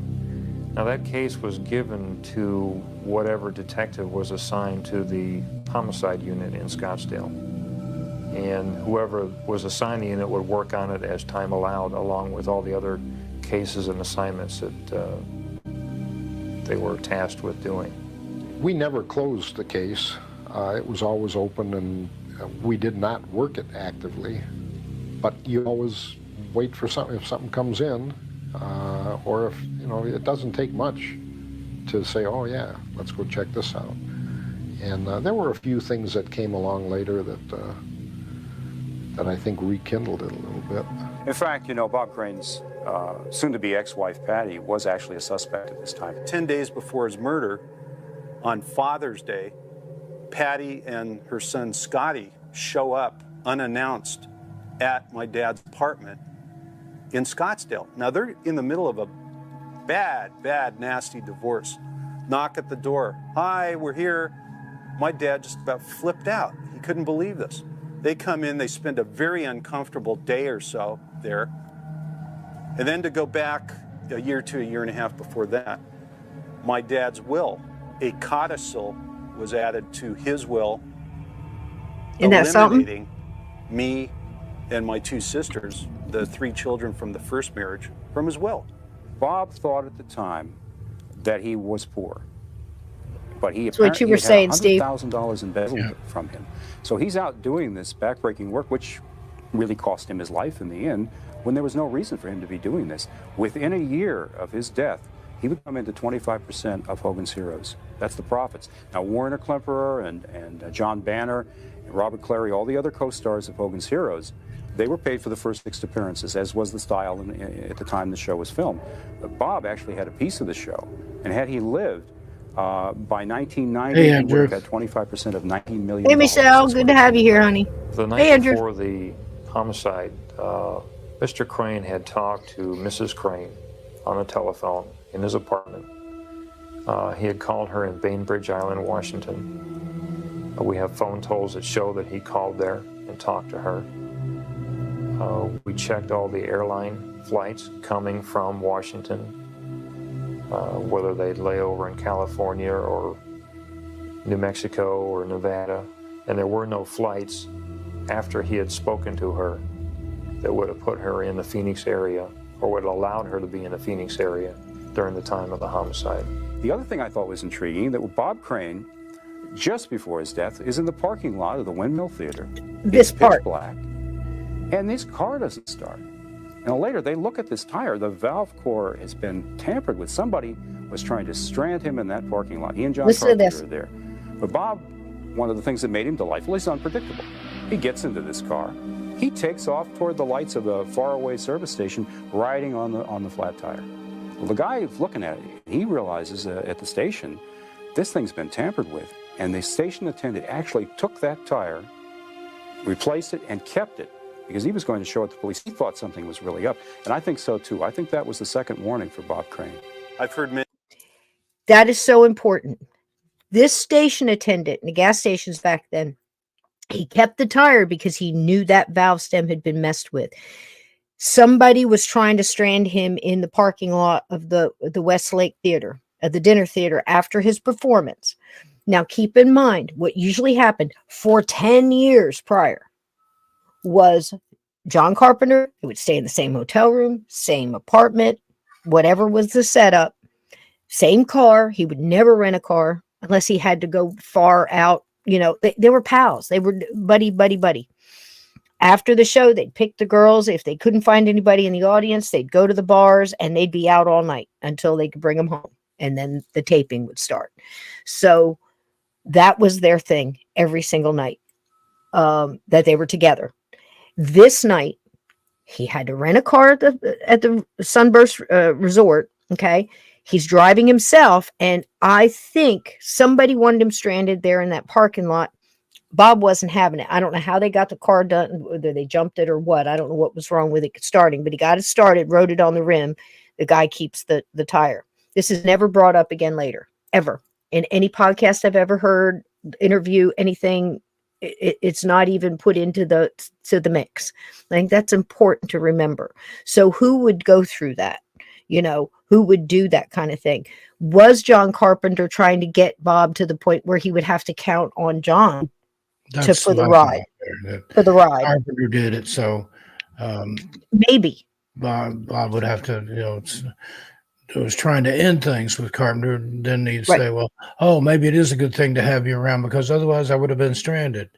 Something Exactly. like that, you know. I'm just Yeah. conjecturing here. Yeah, and again, we're just guessing because we're certainly not. I'm not a pathologist. I'm not a criminologist. I'm not anything. But that's sketchy as all get out to me, and I think it's part of it. But again, it doesn't rule out her not being able to get on a plane there and all this other stuff.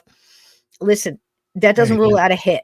It doesn't rule out a hit. I mean, she had the most to gain. But they were going through a nasty divorce, and this her the son is like torn between the two, but if he's now he's more decades later, he's more leaning toward the Carpenter thing because of all the sketchy stuff Carpenter was doing. But again, circumstantial. And even today, after everything that's come out, if you put this before a jury, reasonable doubt, there's no way you could get a conviction, or you shouldn't, not with this kind of evidence. But all total together, it does paint a picture. Many things over the years. Mob hit.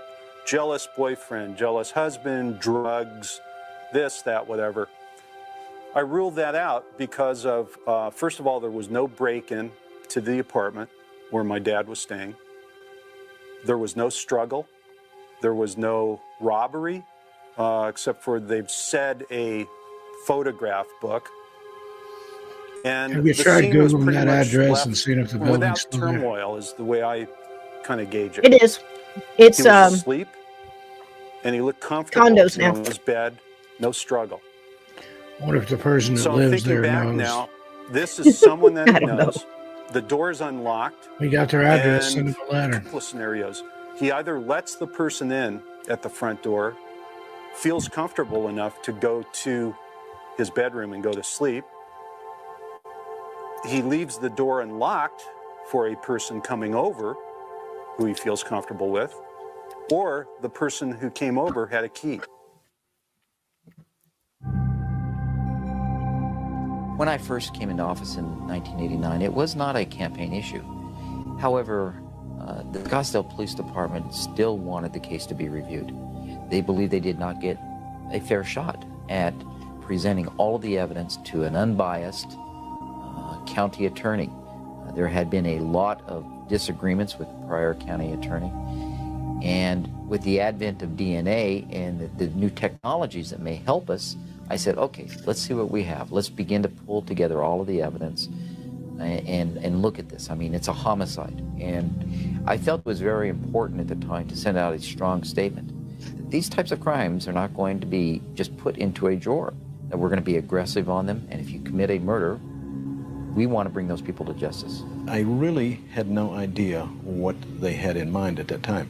As a matter of fact, I was told that they needed someone with homicide experience, and they had no one, and they had a case that needed looked at really bad. So I said, sure, okay, never thinking that it was the Crane homicide until my first day on the job. Mr. Romley decided that this was a case that was solvable, and he requested the police chief of Scottsdale allow me to work with Mr. Raines on a full-time basis to reinvestigate this case from the ground up and see if we could make it a solvable case. I wanted, naturally, all the photographs that were taken, you know, the car and that. Here comes a good part.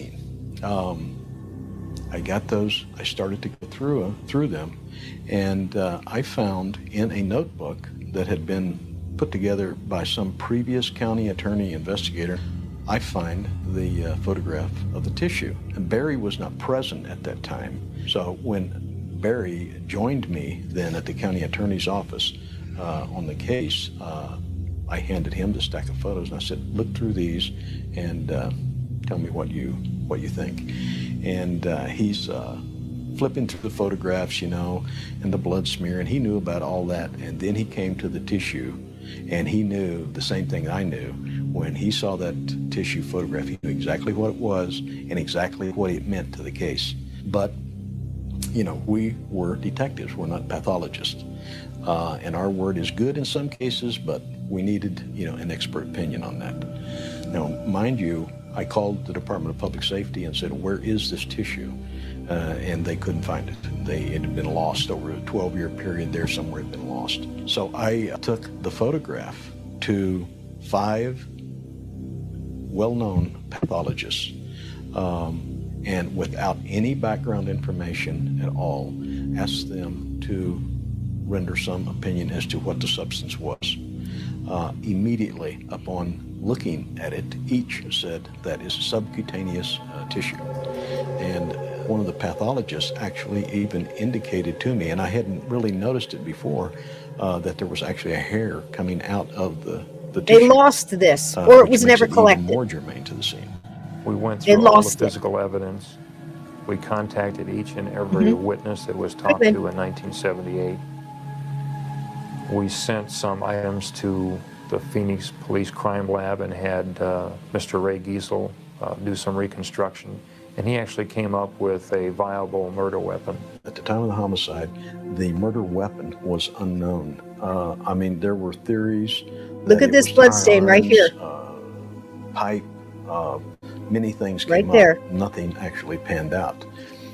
When I observed the sheets from the bed firsthand, from the Scottsdale evidence room, I observed the tool marks on the sheets, and I noticed that it was in a V shape, and I suspected possibly a tripod at that point. I took the sheets, I located a very similar tripod, and I took that to a forensic expert by the name of Raymond Giesel, who was with the Phoenix Police Department at that point in time, and asked him if he would examine these items and see if he could make any sense out of it. And about 2 days later, he called and asked me to come to his lab. I did. When I walked in, he had the sheet spread out on a table, and he laid the tripod on it, and it was an absolute perfect match. Not only did the legs match and the knurls matched, but the head of the tripod actually matched the wound. You know, I promised the Scottsdale Police Department that I would give it a fair review, but I didn't promise them what the results would be. 10 years. In the end, I decided that this case was not going to get any better. We had lost evidence already. There was a lot of problems with it. I did believe that John Carpenter had committed this crime. I believe that he had to be held accountable and let a jury decide his guilt or innocence. The complaint was actually filed and a warrant was issued prior to our departure for California. And the way that works is we had to do a fugitive warrant in California for him to hold him on our murder charge. After we arrested him there at the scene on the fugitive charge, it's a rough 10 years. Mr. Carpenter, and I advised him of his constitutional rights. We then transported him down to the sheriff's office. And as soon as we got inside the sheriff's office, I intended to at least attempt an interview with him. And I did, and he refused. He said he wanted to talk to his attorney. And I said, no problem. He then asked to use the telephone.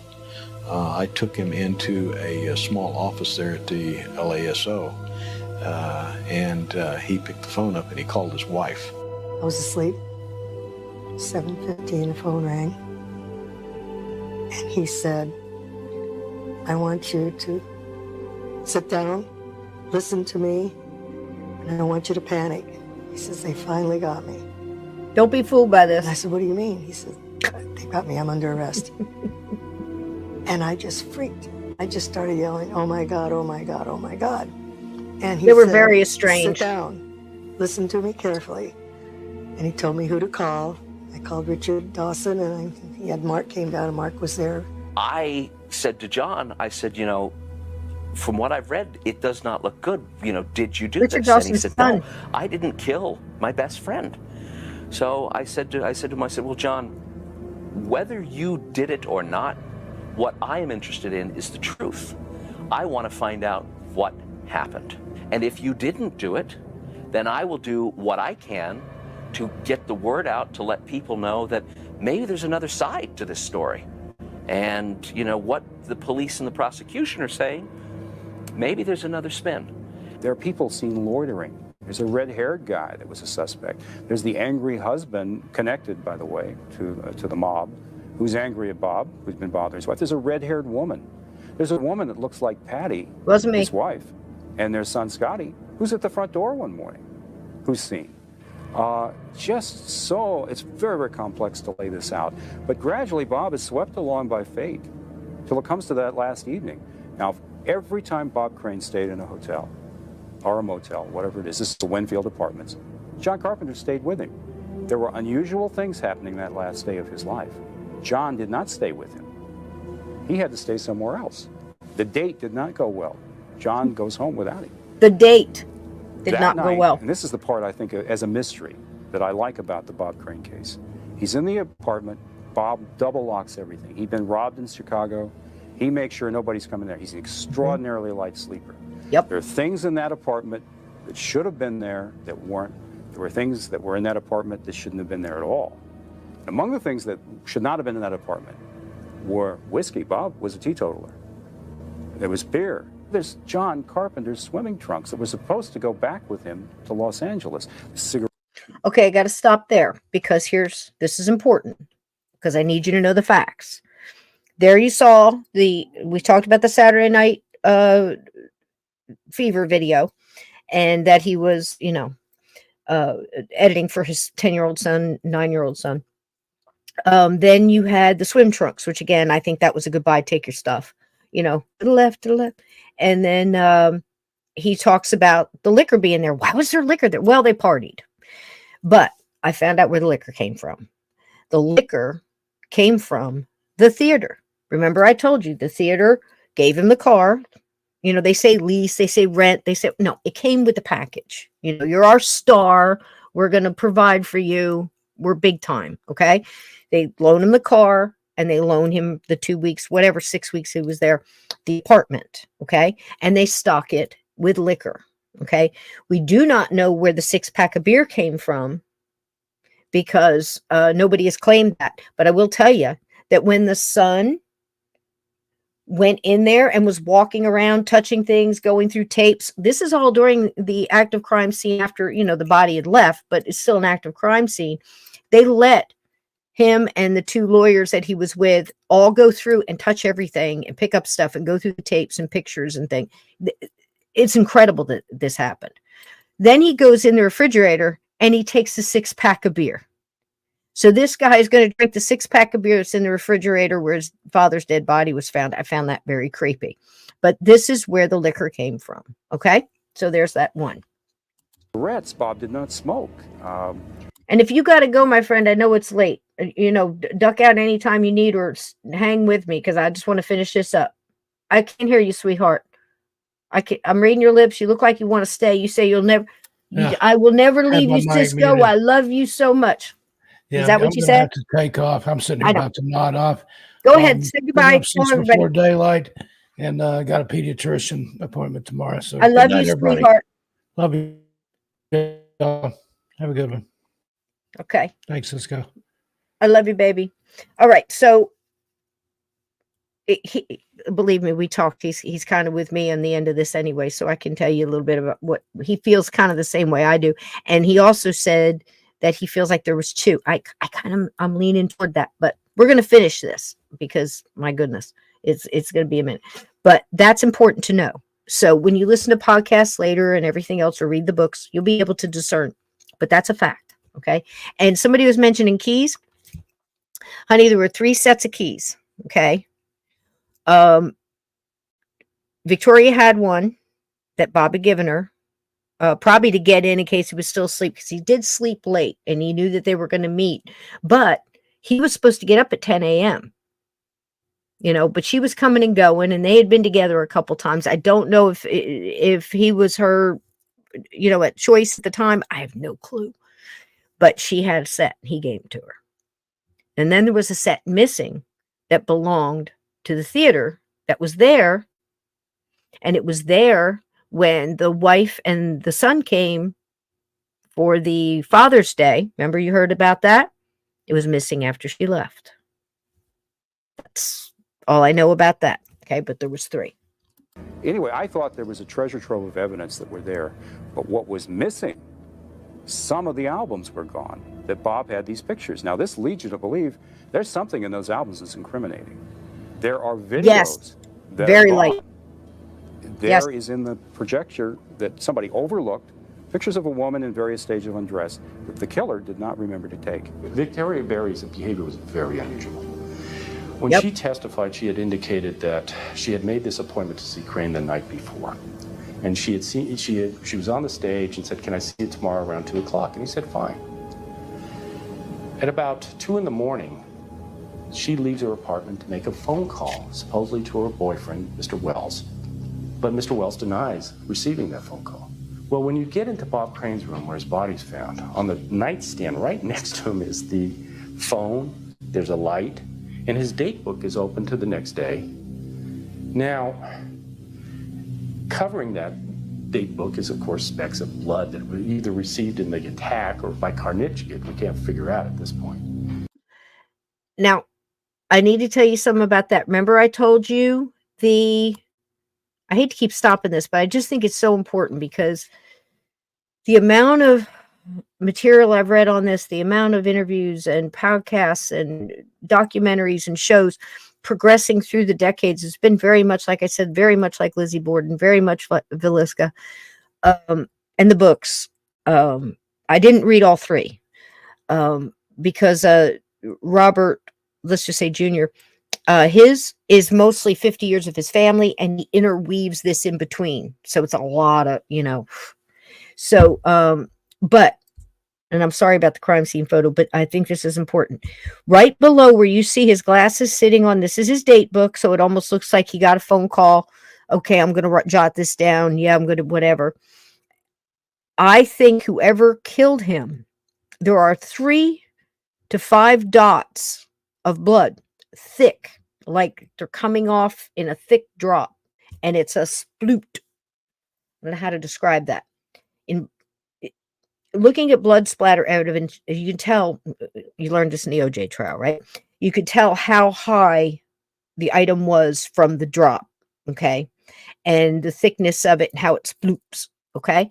There are 3 to 5 large drops of blood, like someone stood there for a moment and something with a lot of blood on it that was coming off, okay? Much like OJ's knuckle, hit the rug and absorbed there. Didn't sploop up, just plop. I think somebody was standing there looking down, looking to see what he had written in that book. Why would the husband of such and such, who's angry, give a crap about that? If they wanted to see it, they'd have picked it up and started looking for his wife's name in there or something else. You can just imagine. Okay, again, theory, conjecture, we're guessing.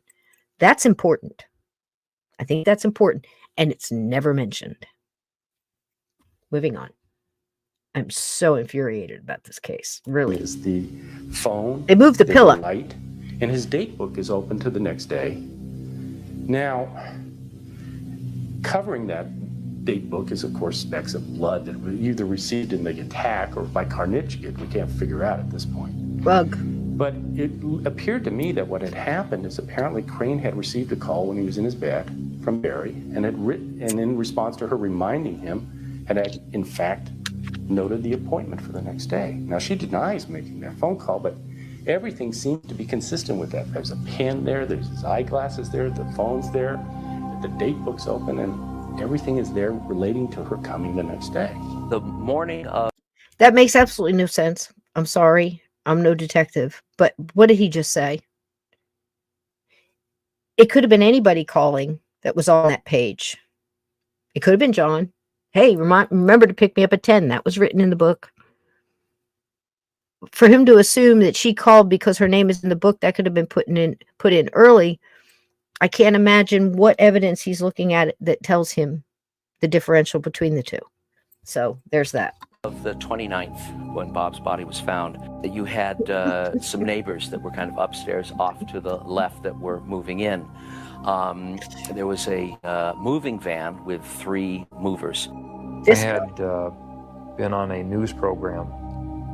I like him. Aired nationwide, and one of these movers had seen this program and had called me at the Scottsdale Police Department to say that he was one of the movers and that he wanted to talk to me about what he had seen.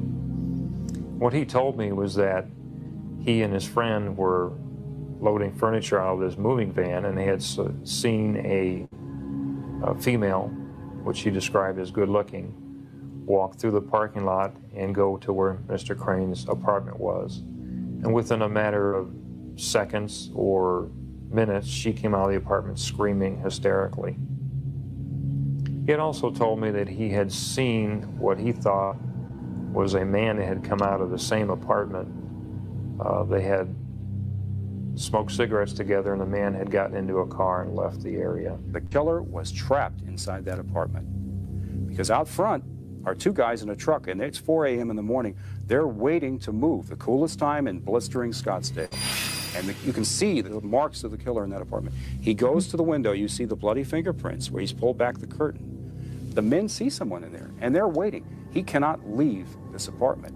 Finally, he gets his chance, and they see him driving off. They can't identify him, but he's in a white car. We always So mixed on that. Okay. I have to say this because there are a couple of major documentaries or interviews and podcasts out there that are saying that this one mover that came forward. Now, again, it could be true that it was another mover that came at a different time, and I'm getting two different witness statements. Those two things they're never put together to be one person. No name is given that I know of. I wasn't able to get the documents to look into this. If somebody else knows, please let me know in the chat. However, I have heard, okay, from people that should know what this gentleman is saying, and also that he was a witness on the stand that said, that pointed at John Carpenter and said, that's not the guy I saw. I also heard that he said that he came out, asked him for a light. He lit his cigarette. They said very few words to each other, and then he left and got in a white car and left. Nobody bothered to ask him, was he driving or did he get in the passenger side? Never heard. Don't know. There's a lot of stuff going on around this mover. Another thing I think is important about this is there were no fingerprints pulled off, the bloody fingerprints off of the curtains, maybe texture, who knows, none off the doorknob. Blood was found on the doorknob, and in several other places. No fingerprints. Many fingerprints were found. They all belonged, because everybody that came in, the lawyers, the kid who took the beer, the whole shebang, they all had to give all their hair samples and, fingerprints to be eliminated, instead of just doing it the right way and locking it down. But, who am I? always knew that there were movers there. We didn't know who they were. We didn't know where they went. The information he gave us at that time, the description of the person that he gave us, aren't you mad? Matched that of John Carpenter. Carolyn Beret is the last known person to have been with Bob Crane while he was alive. She was a blonde woman that he had met there. She accompanied him and John Carpenter and Carol Newell at the safari where they had their breakfast. Carolyn Beret is interesting because for many, many years she had said that she knew that Bob Crane had been murdered at roughly 10 a.m. The blood spots, you can almost see it. She then left town. She felt that she was, in fear of her life. Now, this case of Bob Crane is very, very symbolic. What is interesting about it is he's killed with a video camera tripod. The intriguing thing is what he did after Bob was dead. He ties the cord to the VCR around Bob's neck like a bow. It's not like a bow. You can see how it is. And again, I apologize for the crime scene photos, but don't let people put words into your head that aren't true. It's not a bow. I've heard he was strangled with this. This was post-mortem. It was cut with a pocket knife. How they figured that, I don't know. A dull kind of, they found a pocket knife. They're saying ladies don't carry pocket knife. I don't know. This is such conjecture, but I think it's symbolic. I think it's a finish. So an angry husband, you want to videotape, you choke, you could die with your, whatever. I could see all that. It fits, but it also fits Carpenter. This is what brought us together, and this is what's going to end it. It was an afterthought. Okay? In my opinion. And I'm nobody. Just saying. I'm infuriated that this man didn't get better justice. It's cut with a very sharp knife, a pocket knife. I don't know too many women carry a pocket knife. But I think that VCR cord around his neck was a symbol of a severed relationship. Everyone said, well, John did that for some symbolic reason. Well, what's more likely?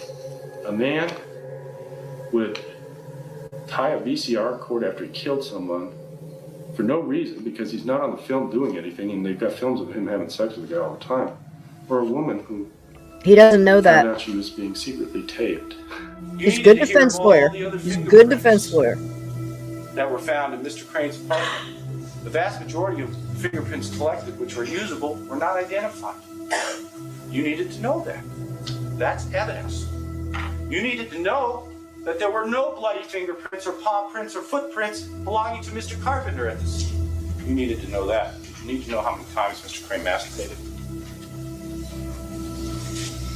Did you need to see a film of two friends engaging in sexual activity? At the time, the state got around in their case to playing the so-called sex tape, the videotape of the menage a trois between Mr. Crane, Mr. Carpenter, and a young woman from Texas, I believe it was. They appeared to be bored, if not embarrassed for the state of Arizona that the prosecution would put this tape on in an attempt to sway them emotionally. When they were playing the video, nobody really cared, because that's their private life that had nothing to do with the murder in all of our opinions. Do you know why? Again, just my opinion. I'm just so angry. Because they weren't led correctly. In my humble opinion, of course it was important. What they showed them, I don't know. I don't know. But if during that tape there was any kind of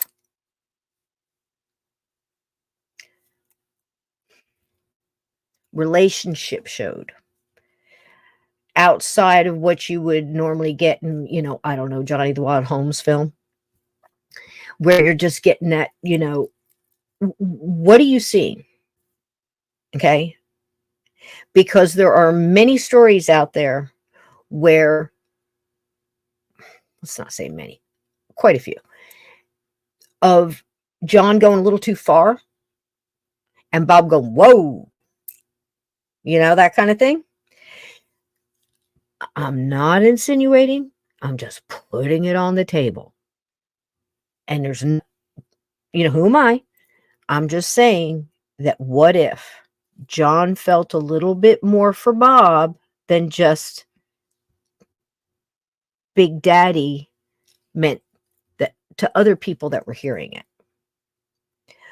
Bob was notorious for there's a couple of stories out there, I won't tell them tonight, but you can imagine, where Bob had to go, hey, to me, I think this was more of a breakup. If you heard what the gentleman said, that date didn't go well. I don't think he just meant the day, because they had a structure and he didn't go home with Bob, with the women. He didn't get to spend that time. Okay. It wasn't just he was a guy he had around because he could fix the spindle on the camera or replace the lens or get parts. This was very difficult to do at the time. There was only a few people that had this stuff. Tommy Smothers was another one that had stuff like this, but I'm sure he was just recording kids. I'm not getting into that one. But you have to understand that if this jury was told, hey, I need you to see what was going on here. It's not just a private life. It could very well be a part of this case, and you should be paying attention to it with an open mind here. It's not just, I know it's uncomfortable to see, but this is what they did every time they were out. The strengths of the state's case it's important. Relied in the circumstantial evidence. In fact, it was entirely a circumstantial evidence case. There was no direct evidence, an eyewitness, for example, that said that Thank you, Michelle. murdered Bob Crane. That's what I'm saying. The weaknesses of the case was the same. It was strictly circumstantial. And although there was no distinction in the law between a circumstantial case and a case where there is direct evidence, juries like to see some direct evidence. Bob Crane Sr. told his son Michelle's correct. that John Carpenter was becoming a pain in the ass.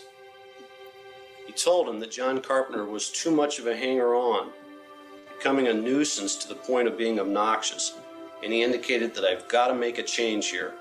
There is a tendency for a jury to ask a question, why? Why are we getting this now? What's new about this case that now that we should believe that this is a good case?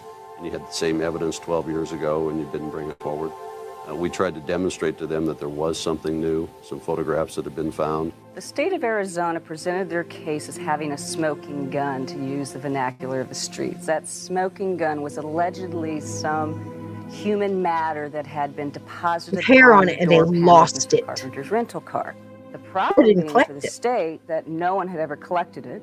No one had ever actually seen it. None of the detectives or criminalists or technicians that had testified ever could say they actually saw it. There was a photograph of something. That photograph was discovered in a box of photographs 15 years later, and no one could say that they'd photographed it or seen it. The human tissue.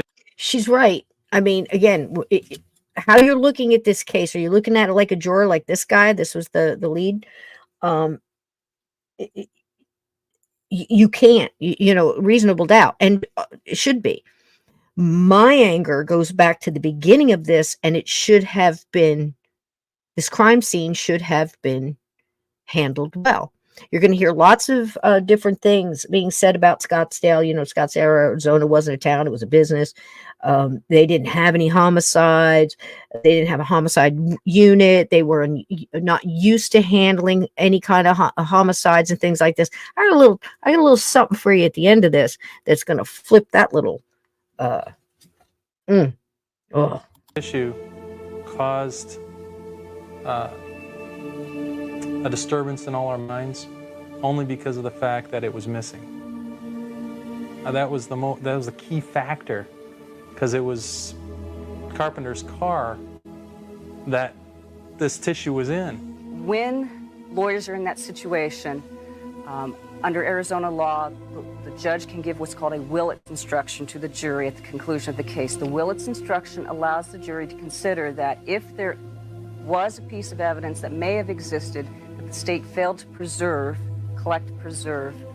for defense testing, jury presentation, then they're allowed to consider that as part of the weakness of the state's case against the defendant.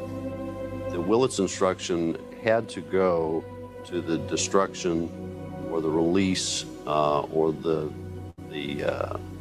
for lack of a better term, the non-existence anymore of the piece of tissue that was on the car door panel. And I can't say how that impacted the jurors or how that impacted their decision, but I can say that had we had that piece of tissue, we would have been in a lot better shape. Now, one of the 5 doctors that the state dragged in from all over the country could give you a time of death, which means Mr. Crane could have been murdered before 8:36 or after 8:36 in the morning. What the state chooses for you to believe is that even with the absence of any testimony as to time of death, that it had to have been prior to Mr. Carpenter leaving. Must have been. Otherwise, Mr. Carpenter couldn't have done it, and they know that. So their argument to you, without one scintilla of evidence, is that in fact it was before 8:36 in the morning. There's a few things that were in evidence that Judge Martin said that we didn't have to take into account, only because of the fact that there was no scientific proof of what it was. Just like the tissue, for example. That's one thing that he said that we didn't have to take into account, only because of the fact that it wasn't proven either way. It was type B blood that was on the car door panel. If we had been able to get some enzyme testing, we may have been able to convince the jury that this indeed was Bob Crane's blood. I think if they believed that was Bob Crane's blood, and that blood had been transferred from some type of instrument, then I think they would have convicted him. During the original investigation, the blood was analyzed by the Department of Public Safety. Then it was sent out to another outfit in Minnesota, so that each time that sample was analyzed, it was reduced. And by the time DNA was available, there wasn't enough left to get the job done for us. Now, if we were prosecuting that case today and we had that same sample, because of the advances in DNA, I think we probably would. We sent out a sample to Cellmark Laboratories in California. They did find human DNA on the car door panel in the area where the blood was, but they weren't able to take that next step and say that it was Bob Crane's. There was nothing inconsistent with Bob Crane's DNA, but they weren't able to take that next step because of the volume and say that it was indeed Bob Crane's DNA. DNA was a big factor, because if there would have been DNA on that car door of Bob Crane, I can guarantee that John Carpenter would have been found guilty. I mean, no questions asked about that. We, the jury, duly impaneled and sworn in the above entitled action upon our oaths, do find the defendant not guilty of murder in the first degree.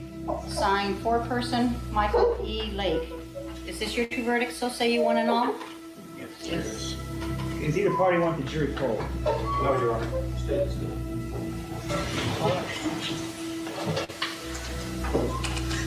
John, it's over. It's over. The people who really know John know he did not do it, and he's not capable of that. He told me I have to sit there day after day after day. It took a lot out of him. The last few years of John Carpenter's life, he was financially ruined. He was emotionally ruined, philosophically and spiritually broken. He had lost his job at Kenwood. They kept it as long as he could. It took its toll on him at the end, and I think he tried his best not to let on to people that were close to him how much it did affect him. You know, that just the stresses and the things that had gone on. John Carpenter had longevity in his family. All of his aunts and uncles and that, they lived to, if not into their hundreds, close to in their 90s. And, here he was at, 72 years of age, died of a heart attack. I think it also speaks volumes of how much that 10 years really aged him. Again, this is all circumstantial. If it was anything more, I lost my light somewhere. That's the wrong one. But there's a lot of it.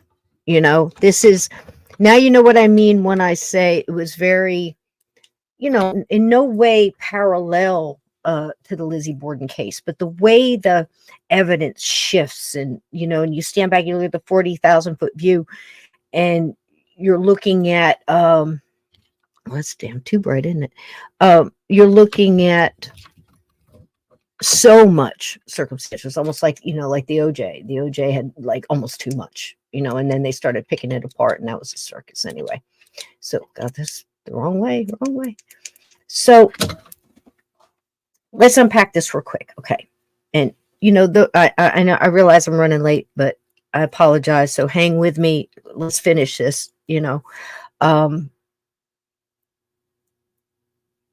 tissue, things that aren't, there's no doubt the crime scene. Now I'm sorry for these gentlemen, and I know a lot of them are still alive and they're not going to see me anyway, but I don't like criticizing people. I wasn't there, but it's pretty obvious to me that even for the times, common sense should have taken hold here. The first officer, I've forgotten her name, that showed up that knew what she was doing. She locked it down immediately. Saw what was going on. Okay, we have, ma'am, let's get you to safety. Puts Miss Barry in the car. And, sit there and just relax. Help is coming, does the right thing. Probably, got the neighbor to watch her. Who knows? Again, we're just guessing here, but she shuts that door. She doesn't let anybody else in. Soon as everybody else gets there, everything goes to hell, apparently. So what you're telling me is the defense attorney, you heard him say that not one fingerprint from Mr. Carpenter was found in that apartment. Okay. He's been staying in that apartment. He's obviously swimming in that apartment. His swim trunks are there. That's his, that's all Bob Crane's equipment, as stated later on, as far as when people are picking stuff up and everything. None of that belonged to Carpenter. It was all Bob's. Bob got that in his Cordoba from the theater. So they gave him a car and they gave him the apartment, right? And he just had that sucker loaded down. He carried this stuff with him everywhere, where he went. So he's got all that stuff, all those tapes, albums, you can look at it. Here, look at the picture. Let's pull this stuff up. Let's unpack this bad boy. Get this going. Are you mad? You should be mad. All right. So again, this is the man we're talking about right here. Okay. And just like Michelle said, we talked about it earlier, that he was fantastic. He moves his way up through. He's got it even back then. All right. He's already in the magazines and the photography, of course, his cameras and all that kind of stuff. Everybody was, it was just like now. Everybody's got the newest thing, especially if you got money. All right. And we'll get back to that in a minute. He's going through, he gets up to Hogan's Heroes, blah, blah, blah, Richard Dawson. Okay. That young man you heard in the video talking with the Hawaiian shirt and everybody, that's Richard Dawson's son. Okay. These people grew up together, the sons, and, seeing each other at parties. You've seen the pictures, right? He's there. He is there. Richard. Okay. And look, see all the cameras. Everybody's, showing off their stuff. This is Victoria Berry here coming through. He's close up. You said, like I said, it's 104 degrees. This is the front of the apartment. All right. All of these people and more are tramping in and out of this apartment.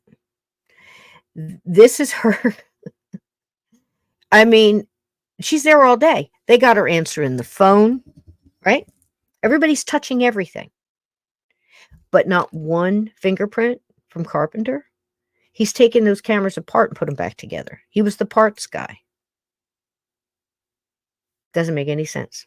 Not on a mirror, not on a refrigerator door handle, not on a window, lifting it up and down in the hot airs, whatever.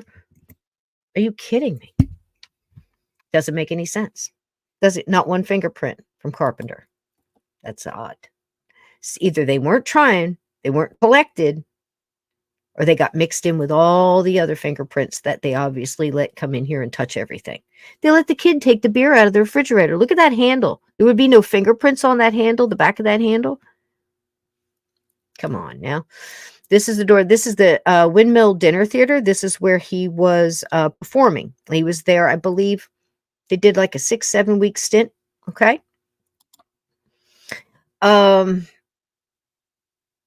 Yeah. He calls twice. Henry, this is him. This is 10 years after the fact. Okay. He called twice while the police were in the room, in the apartment. Victoria answered. Then the police officer got on. And then he calls again. And he tells her 2 different stories and changes it within 15 minutes. To Victoria and to the police officer. Like he's talking real fast. It's like, oh, Bob was going to come pick me up and, he didn't show up. And he had 2 different excuses, completely different from each other. You can read the transcripts. I'm going to get you the links. This is the layout of the room. The red circles here are the video. These were 1, 2, 3 VCRs at that time, VTRs, videotape machines. One of the cords was cut off here. This is the bed layout. This is after they moved the pillow from under his head. It's insanity. Do you see the 2 pillows? The top pillow is what matches the comforter. So again, this is the theater putting in decorating and all that kind of stuff. This isn't him. This is a furnished room that they provided. And it matches the comforter that's pulled down at the bottom. There's some empty bags, camera bags and things at the end of the bed there. He was hit while he was asleep. He never woke up. extremely light sleeper. And there's no way, if you hear anybody talking about coming in the pool door, I forget, they've got a name for it, but it's the door that goes out of the pool. There's too much camera equipment in front of that. And it was locked. And the pool was out of service. Okay. That door would have been locked. Who's got the keys? Victoria's got a key. He's got a key. And there's a set missing. That's it. That's all there was. Okay. The pillow that is behind his shoulder down here at the bottom doesn't have a pillowcase on it.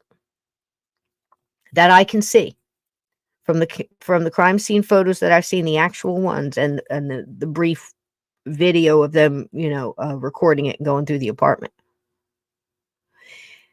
In my knowledge, even in the 70s, if you have a full size, this is not a twin, this is a full, you get 2 pillowcases that match. Right? Just a thought. Just something to stick on your shelf. Okay? Think about that. Remember I said that. Here's the layout of the apartment. And if you see here on the top, this is the front entrance. Okay? There's a window here. And you can see where it says bloody print on the drapes. This is where the gentleman was talking about the bloody fingerprints on the drapes, where somebody's looking out into the parking lot, trying to get out of the apartment. Like the guy was trapped in there. The killer was trapped and trying to get past these movers that are sitting outside waiting to move at like 4:30 in the morning, because that's when they start doing heavy lifting and things like that in the hot Arizona sun. You go early and you get it done before it gets really hot. So, pretty big, apartment. They do still exist. They've changed a little bit, but they're condos now, of course, but still there. Okay. This is your evidence.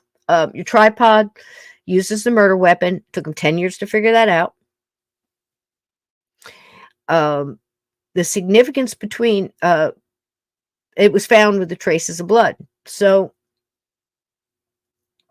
the tripod was found missing from the gentleman who reopened the case and looked 10 years later, and noticed that in the pictures, in all the videotapes and everything, there was always at least 2 tripods.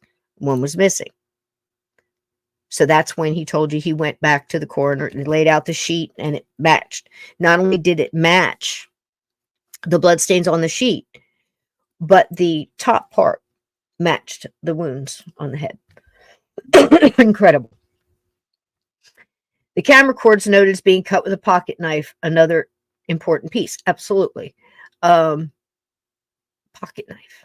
Not a kitchen knife, again, to get that detailed on something that looks, the whole other part of this looks so sloppy. I don't have a lot on the pocket knife, unless one was found and it looked like it was obviously used. But that's just my opinion. Crane's apartment crime scene itself provided some clues, although it was tampered with before the police arrived. Okay, so what do they mean by tampered with? Well, Victoria was in there, the neighbor was in there, and then you've got all this trampsing through. Very much like so many other crime scenes we've heard about. When will they ever learn? Right? But they're inexperienced because nothing ever happens there. It's understandable. They don't have a squad. We're just learning. Common sense. Stop touching things. How hard is that?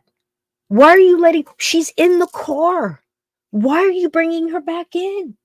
If you have questions, write them down. Go ask her. Maybe stand at the door, holler in, but don't go around touching stuff, answering the phone, smoking, crying, wiping your face on the curtains and stuff. What's going on? Is it me? Am I crazy? All right. Now, type blood, B blood is found in the car. John Carpenter. Again, don't let them tell you that, so many people, 32 miles on this car. Rented from the Sunburst Resort, not Avis, not Hertz. Okay. That means something. Played a significant role in reopening the case. This was a key piece of circumstantial evidence that was raised eyebrows, but wasn't enough for a conviction. How it was handled was, I'm sorry, my glasses just was central to much of the discussion around the case over the years. Absolutely. I think it's more than circumstantial. I think what made it circumstantial was the breakdown of the handling, because now you got people not paying attention, collecting, or, are they wearing gloves? This guy's wearing a glove, but maybe that's after the fact. Were they wearing at the time? Because I didn't hear about anybody wearing gloves or booties or any of that. None of that was protocol then. Okay. All they had was blood typing. All right.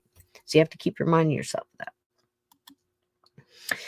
All right. So this is starting to come out,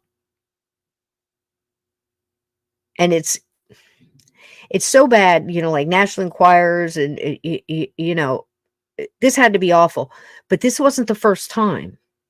It started to come out around the Disney when he was doing Gus and Super Dad, because he was getting loosey-goosey with his information, and he's actually showing some of his one of these 2 albums that people keep talking about to the crew, to the cast, and other people he's there with. So it gets out, and that's when Disney kind of pulls the plug on that. All right. Now, Robert Graysmith, love him, just like Steve said.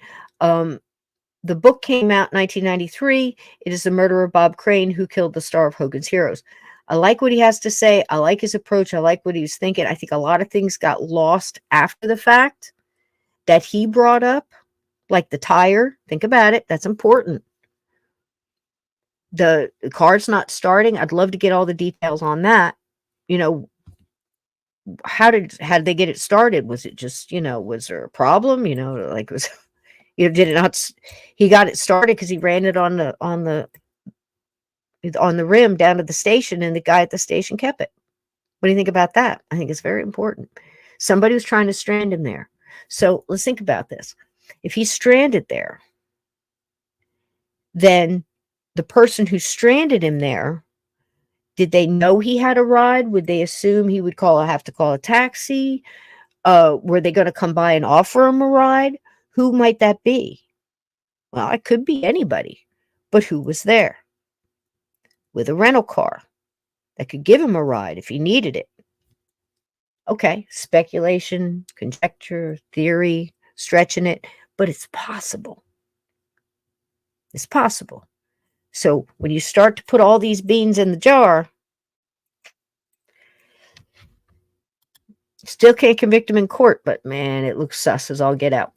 This is the other book written by Robert Crane, the first eldest son, with his first wife. And it's called Sex, Celebrity, and My Father's Unsolved Murder. Now, this guy in his own right, from 2015, in his own right, he actually, when he was 18, he played an extra on Hogan's Heroes. He got to, he's learned to love it. He got to go to meet, certain stars, and he talks about that. He talks about going to, what was it? Some kind of awards thing with some porn awards or something. He was meeting porn stars, and his dad was so excited, and that's one of his, childhood memories, like I said, I found it very interesting with how he spoke about it as the decades kind of went on, because in the earlier interviews, he was speaking of it like, come on, Dad, it's kind of a little embarrassing you showing me all this and this, these tapes and stuff as our, sex talk, 12, 13. And then he's kind of like, it was, it wasn't so bad. I got to meet stars. And he got more, he looked back more fondly on it as time went on, and I guess that's a natural progression of things. But I think he also accepted, and again, this is just my opinion, accepted things because a little bit more, because now he's described it as, well, it was just a celebration of man's sexuality. Like that's a big jump from, come on, Dad, to, yeah, it was cool. It was, so, do with that what you want. Just an observation. This guy, love him. He's terrific. He wrote the last book. His name is John Hook. He's a journalist, and he really, really, really wanted to dig in this case. He's Central to Arizona, local guy there, pretty popular show. He dug into it. He, I think, reached out to the son, Robert, and said, hey, I got an idea. I'm here in Arizona. This is one of these kind of legend cases here. Still a cold case. I was sitting back thinking, what if we looked into this again with all our DNA stuff that we have now available? Would you be interested in that? And he said that the son just kind of took a deep breath and went, yes, do it, because gosh, closure would be great. And he did a great montage of all these little interviews and kind of where are they now's kind of thing with some of the police that are still around looking back. And he got permission to go into the evidence and have the evidence run DNA again. He did a little something that I thought was funny. I could see why you'd want to make it, a show and have I think he did it live on, I don't know, it was prime time or on a Sunday morning or whatever. But he had himself, Robert Crane Jr., and a couple of the people there. I think maybe one of the cops or detectives, and maybe I think Carpenter's lawyer was there, like via a screen or whatever. And they did this kind of like Geraldo's Al Capone's vault kind of thing live. Let's reveal the DNA at the end. I felt so bad because here's the thing. I want you to understand this blood evidence that was found on the door was taken and tested 4 times over a couple decades. We're not even sure how well it was collected. Based on the data that we have, we've got to kind of guess that it probably wasn't the best conditions. All right? And now we have to assume that every time it changed hands, it was pristine every time. No contamination whatsoever from a crime scene that we already know is contaminated, already muddy. Taking that into consideration, when you hear people describe the results of a DNA test and you hear inconclusive, inconclusive does not mean this person is innocent. It's inconclusive. Too diluted or,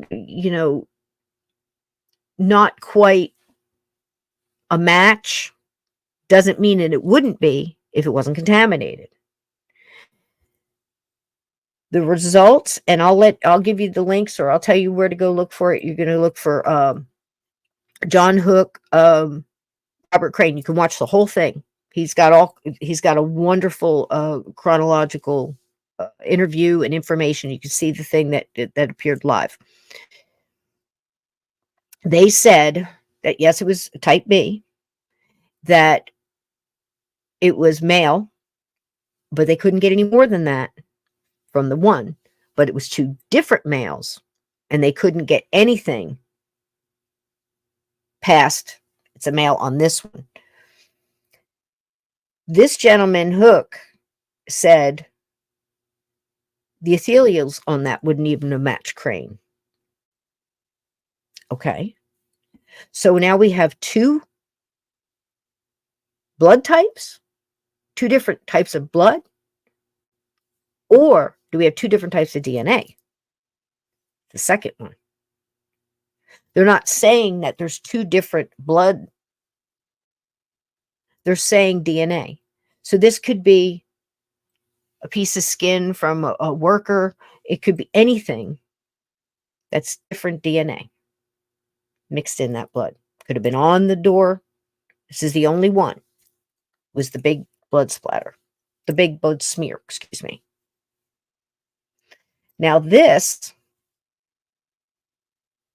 is the layout again. This is to show where the guy was looking out. They're assuming because of the curtains kept being pulled back with the bloody fingerprints that they couldn't get anything from.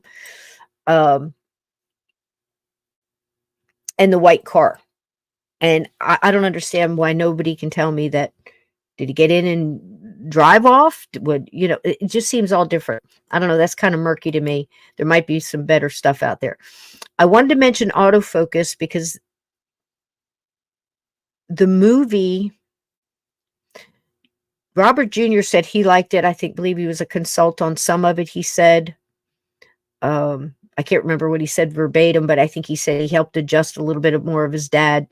I heard an interview closer to its release, and it wasn't as sunny as it was later on when I heard him talk about the movie. Now it's more like, yeah, celebration of men just being, you know, boys will be boys kind of thing. That's not his words. That's just what the feeling I got from it. Later on, it was more like, you know, yeah, you know, they got this right and they got this right, and you know, they did a good job on this, and you know, he didn't like a couple other things. So I'll let him speak for himself. The reviews are out there, but what I got from this is they were really leaning heavy. I picked up on this movie. I don't know if you saw it, but it does unravel the double life.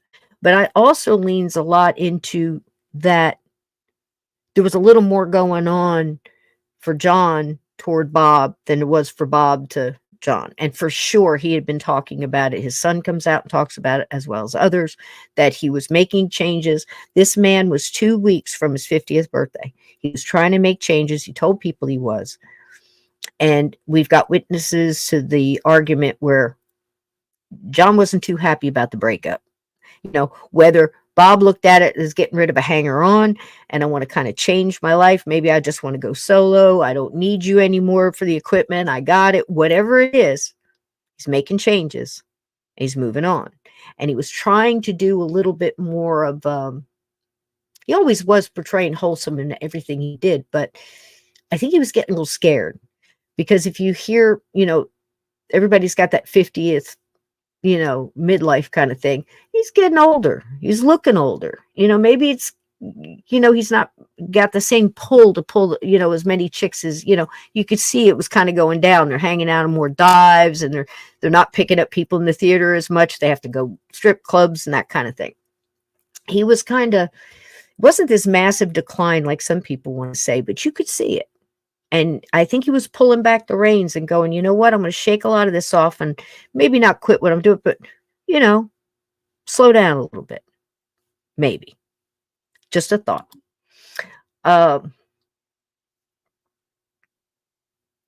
Yeah, and the movie kind of puts it that way, but I don't think it spiraled into chaos. I think he had a good, somehow this man had a good balance of the chaos. Because you can hear stories from other people, and believe me, the detectives tried to interview as many people as they could out of the tapes. Can you imagine? Hey, you're on one of his tapes. Can we talk to you in an interview? Wow. But that supposedly they did. But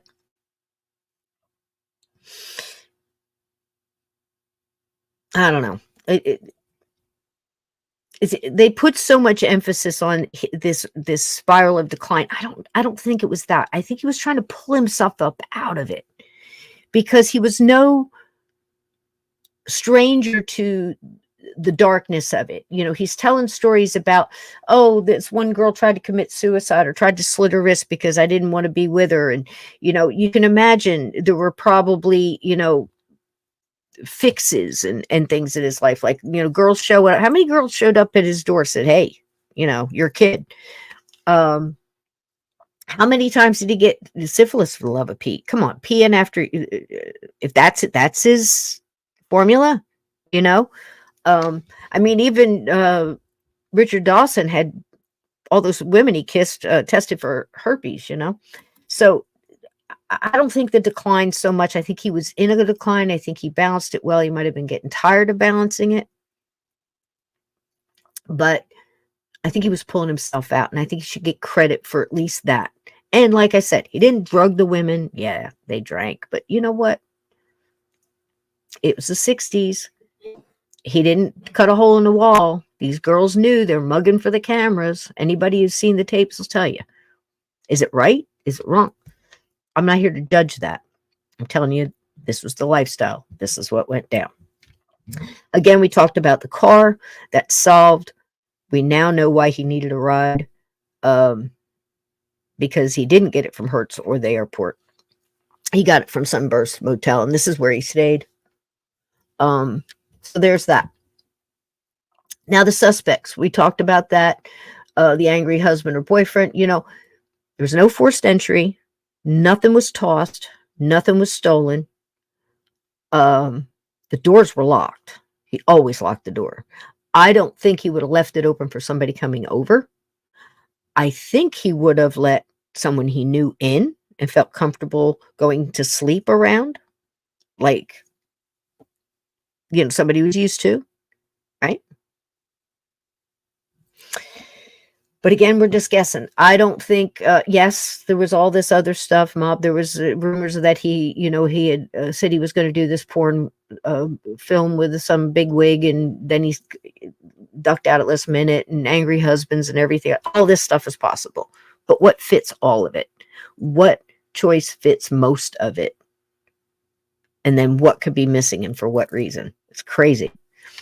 So there's the doorknob. There's the guest room window that the bloody fingerprints were found on the curtain. So he's obviously looking toward the parking lot, he or she, whoever was in there with the bloody hands, and no fingerprints. Okay, so what are we left with? You got to wonder, why did Crane pick him up? Now, this is oh, okay. This was one of the phone calls that he had done, and I'm going to read it to you.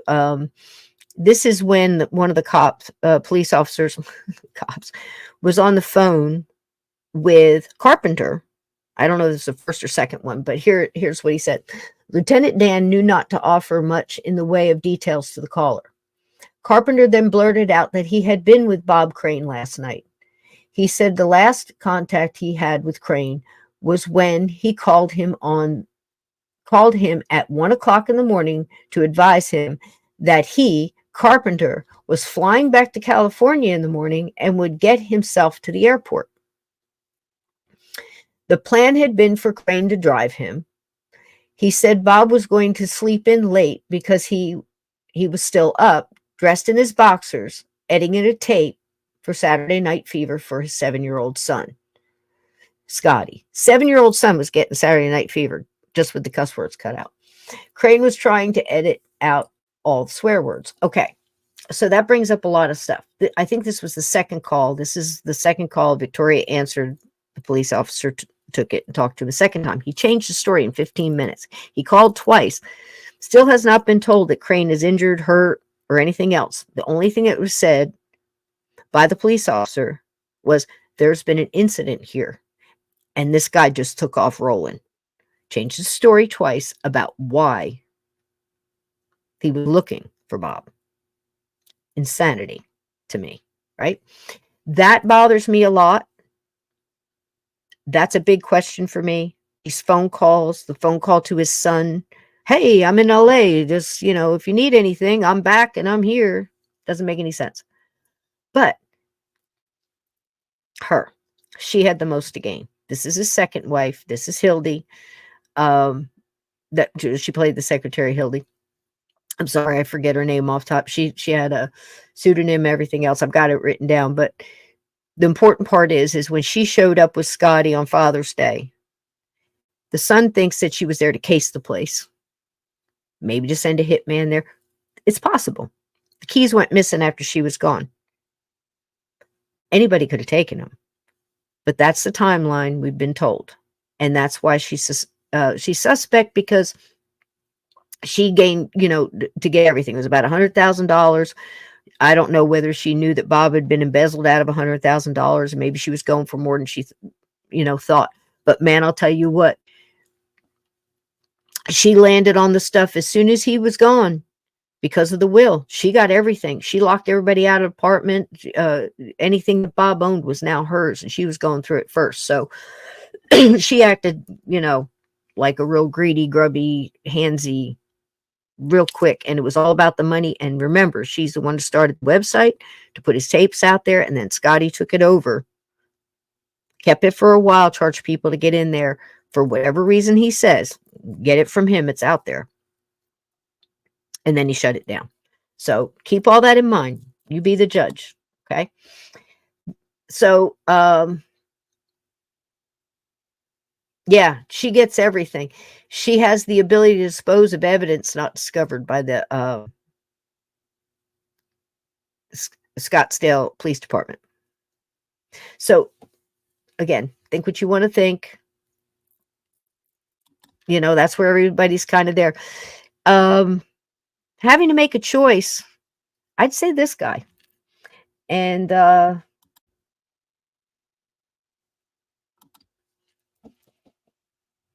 really can't explain it any more than this. But here's some stuff I've discovered. That being said, he turned his car in early, and when he turned it in, he said he hated the car. He was making a big deal out of it. Keep in mind, this is at the resort. Said he was having problems with the electrical. It should be detailed and everything else. Made a big deal out of it. That's why the car was hard to find or get a hold of right away. This comes from the detectives. He made a big deal of it. It came up in that he was there, actually got to the airport 2 hours early, letting everybody know he was there. This is at a time where you could go into the airport, you had your ticket, you know, and back then they mailed them, I think, or you could go to the airport and pick it up. These guys did this all the time. So, and walk right in and go. You walked out. They were still going up the tarmac and up the steps at that point. They didn't have all the tunnels, not everywhere. You didn't have to get to the airport 2 hours before. And he wasn't normally a person who did that. But he did that day. Also weird. People say that if he was that intent on that car and that telling about, oh, it should be detailed and it, you know, and the electrical doesn't work and all this, why didn't he clean up the blood? Something I found out digging around, looking into John Carpenter, and something I've always kind of been a little bit tuned to because of being in floral design and wire sculptor, working with gemstones and beads and colors and everything else. I'd probably know more about color than I should. I'm a stickler for it. And for Pete's sakes, there's a difference between lavender and lilac, for the love of God. So anyway, look at the car door. That's dark blue velour. Blood's red. John Carpenter was full on colorblind. Something to put in the mix. Didn't see it. There's another little piece. At the Sunburst Resort, it was dug up that a maid there found a bloody washcloth and a bloody pillowcase. I don't know all the details of that. That's what I was told. And it was disposed of. Now, I have been a manager of housekeeping for a short amount of time at a hotel, and I've worked at one, cleaning rooms. I can tell you when you find something like that now, it would be biological. Back then, they didn't think that. They just thought, gross. I'm not saving this. We're not washing this. We're not putting this through. Washcloth and pillowcase got thrown in the garbage. That's something I know of having to clean rooms and stuff, is sometimes you don't always find what you have there.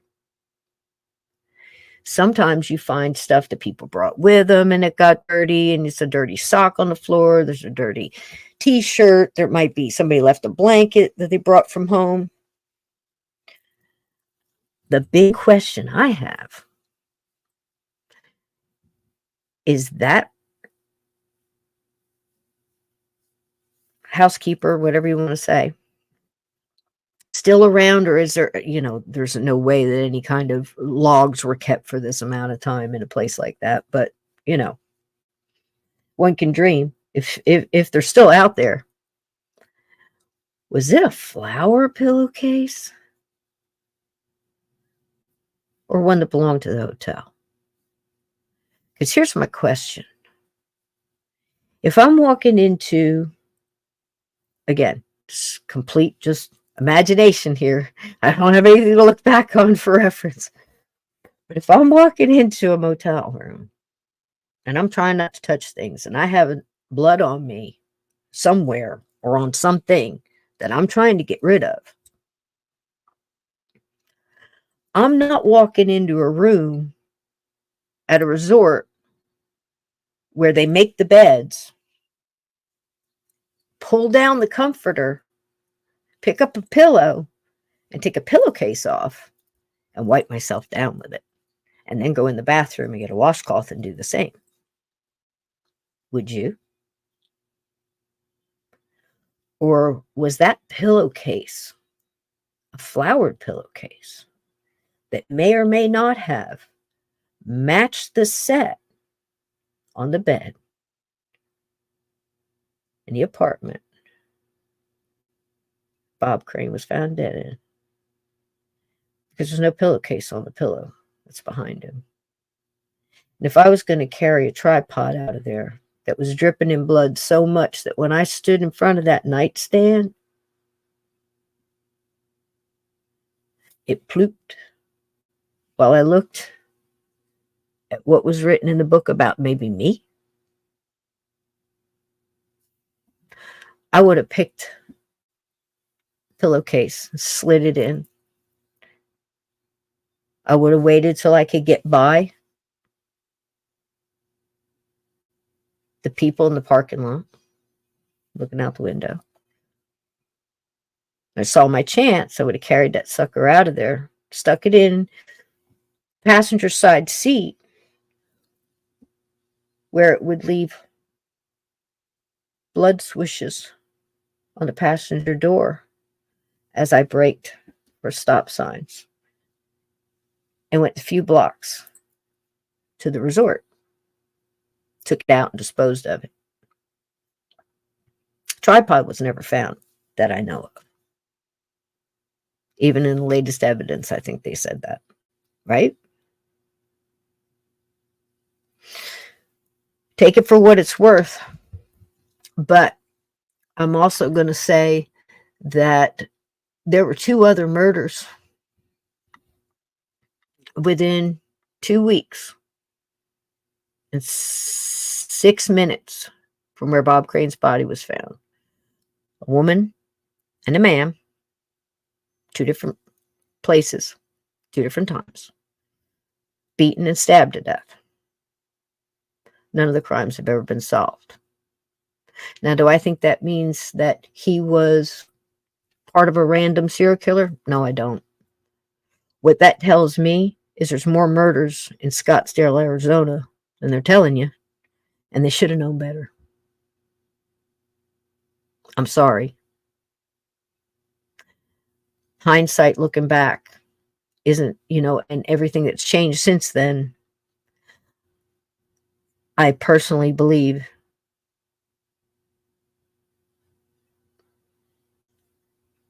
John Carpenter was part of it. He may have had a partner. He may have paid somebody to go in there and do the deed. And maybe that's why there's no blood over there. I can't tell you any of that. Is it possible? Yeah. Is it possible that more than one person had it out for him and somehow certain things converged? That's possible. But most of them are all gone now.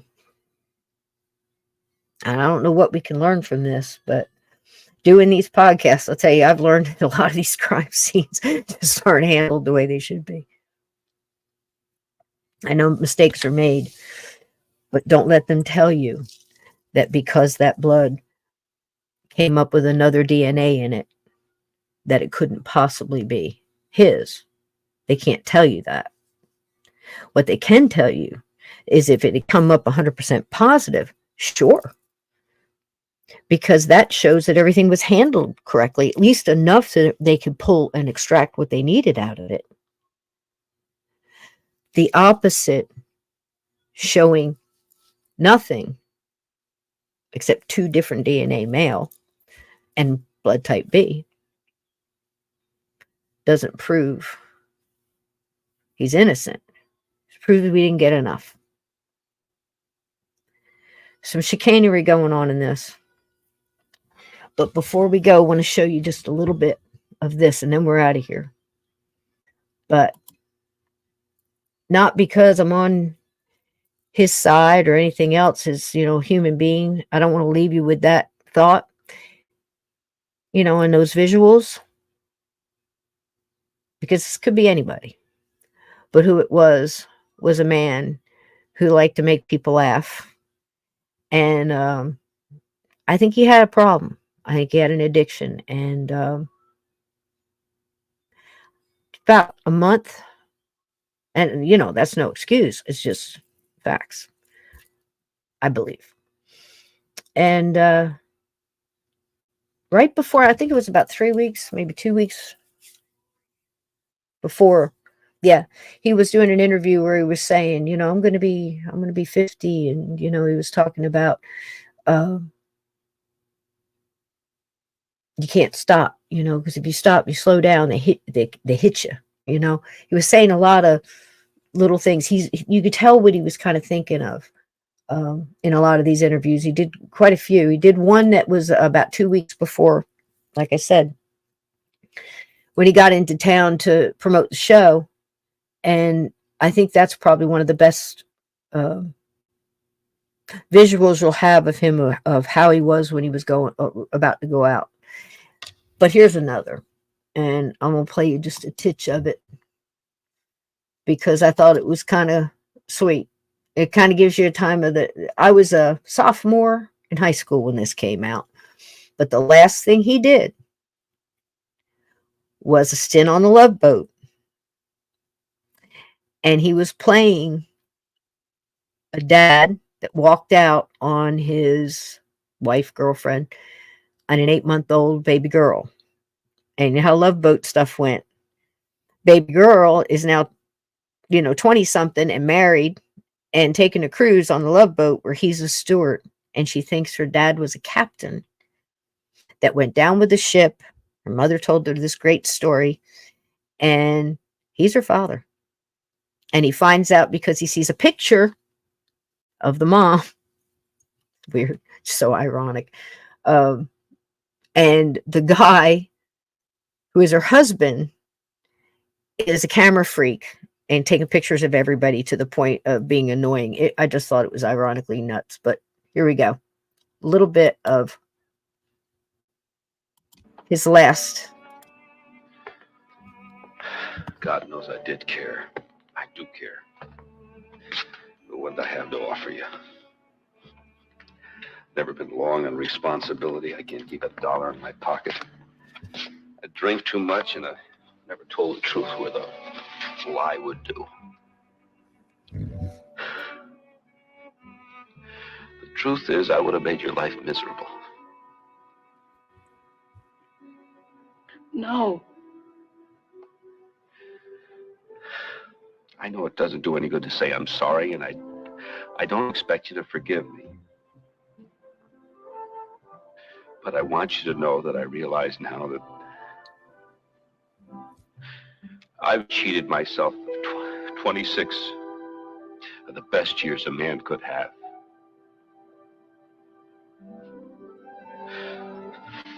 26 years of knowing you. Don't go.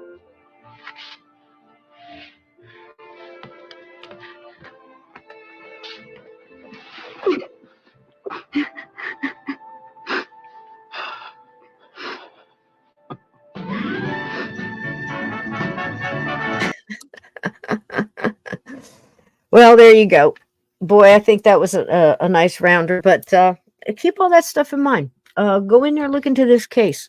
Read the books. They're fantastic. I really like the John Hook stuff. He's got a lot of good things out there.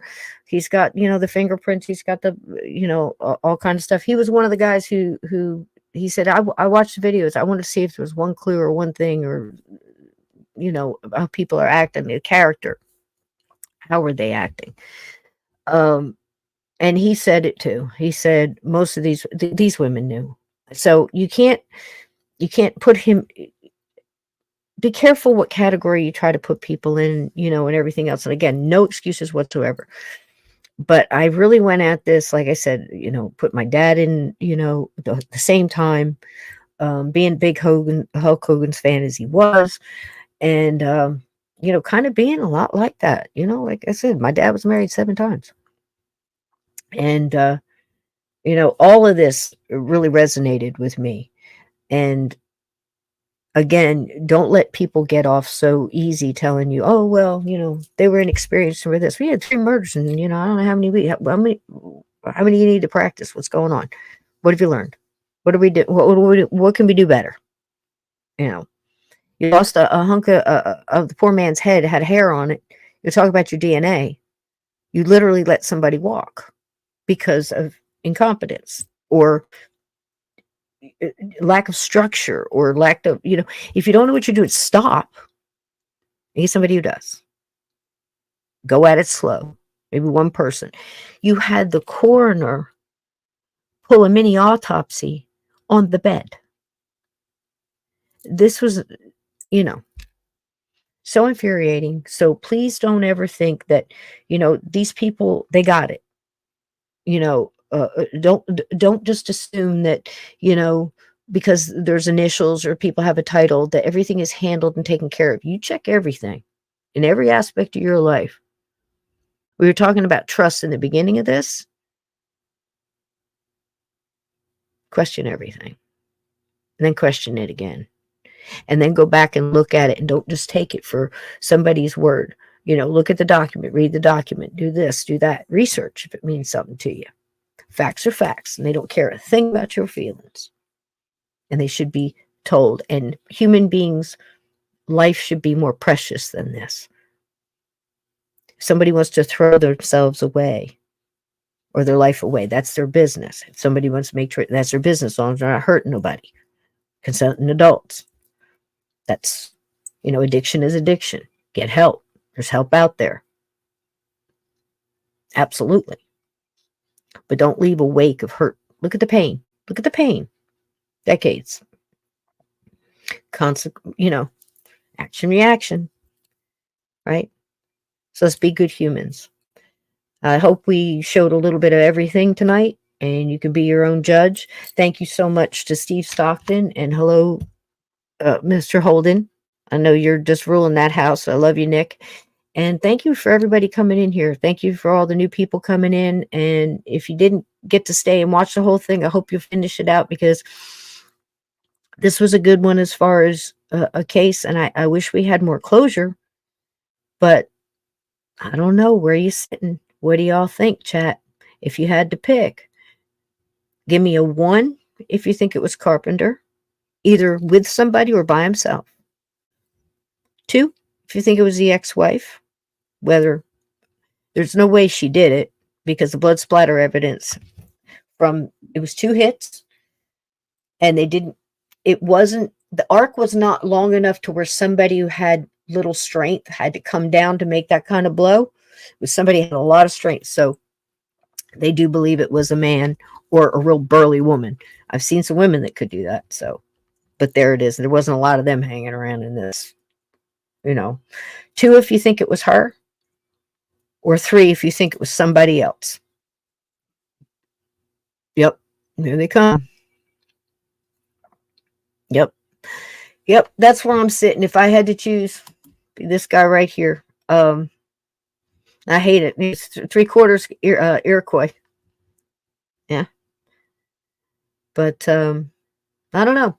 I think that the aging in 10 years too. I hate when innocent people are accused, so I never would want to accuse somebody. But dude, if you didn't do it, you're awful suspect. And that's why I said it was like Lizzie.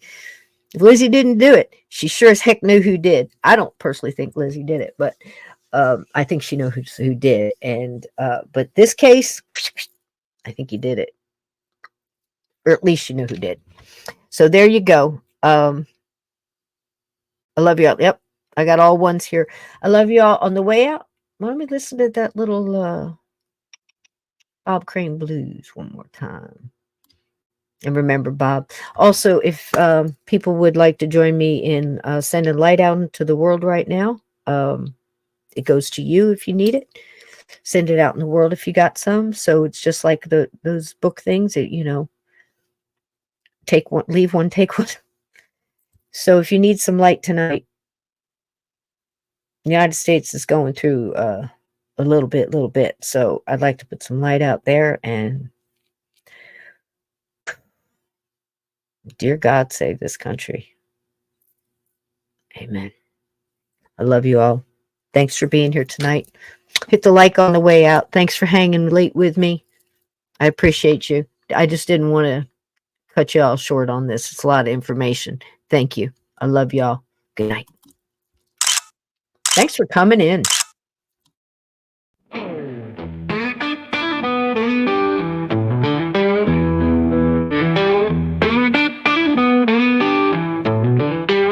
A dark night in Hollywood, the air was thick and cold. Bob Crane lay silent, his secret still untold. The lights, they flickered dim, shadows on the wall. Mystery danced around like a phantom in the hall. Who took Bob Crane? Who stole his final breath? In the land of make-believe, struck down by death. Was it a friend or foe that slipped into the night? We're searching for the truth in the pale moonlight. A life on screen, a tale of joy and pain. Behind the curtains gleam, there's a different strain. The cameras caught his smiles, the world saw his charm. But behind closed doors there was an unseen harm. They found no weapon, no clear sight of the deed. Just whispers in the darkness, hinting at the greed. His legacy now haunted by shadows from afar. A superstar by day, by night, a fading star. Who took Bob Crane? Who stole his final breath? In the land of make-believe, struck down by death. Was it a friend or foe that slipped into the night? We're searching for the truth in the pale moonlight.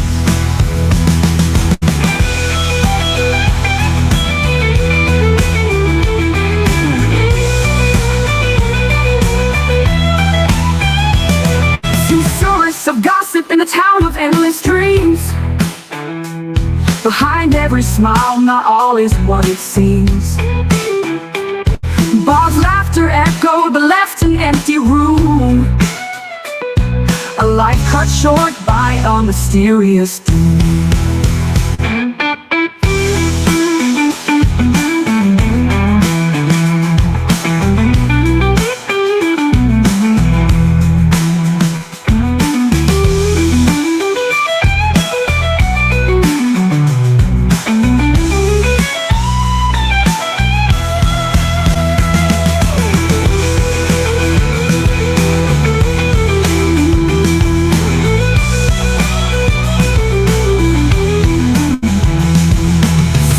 Of gossip in the town of endless dreams. Behind every smile, not all is what it seems. Bob's laughter echoed but left an empty room. A life cut short by a mysterious doom.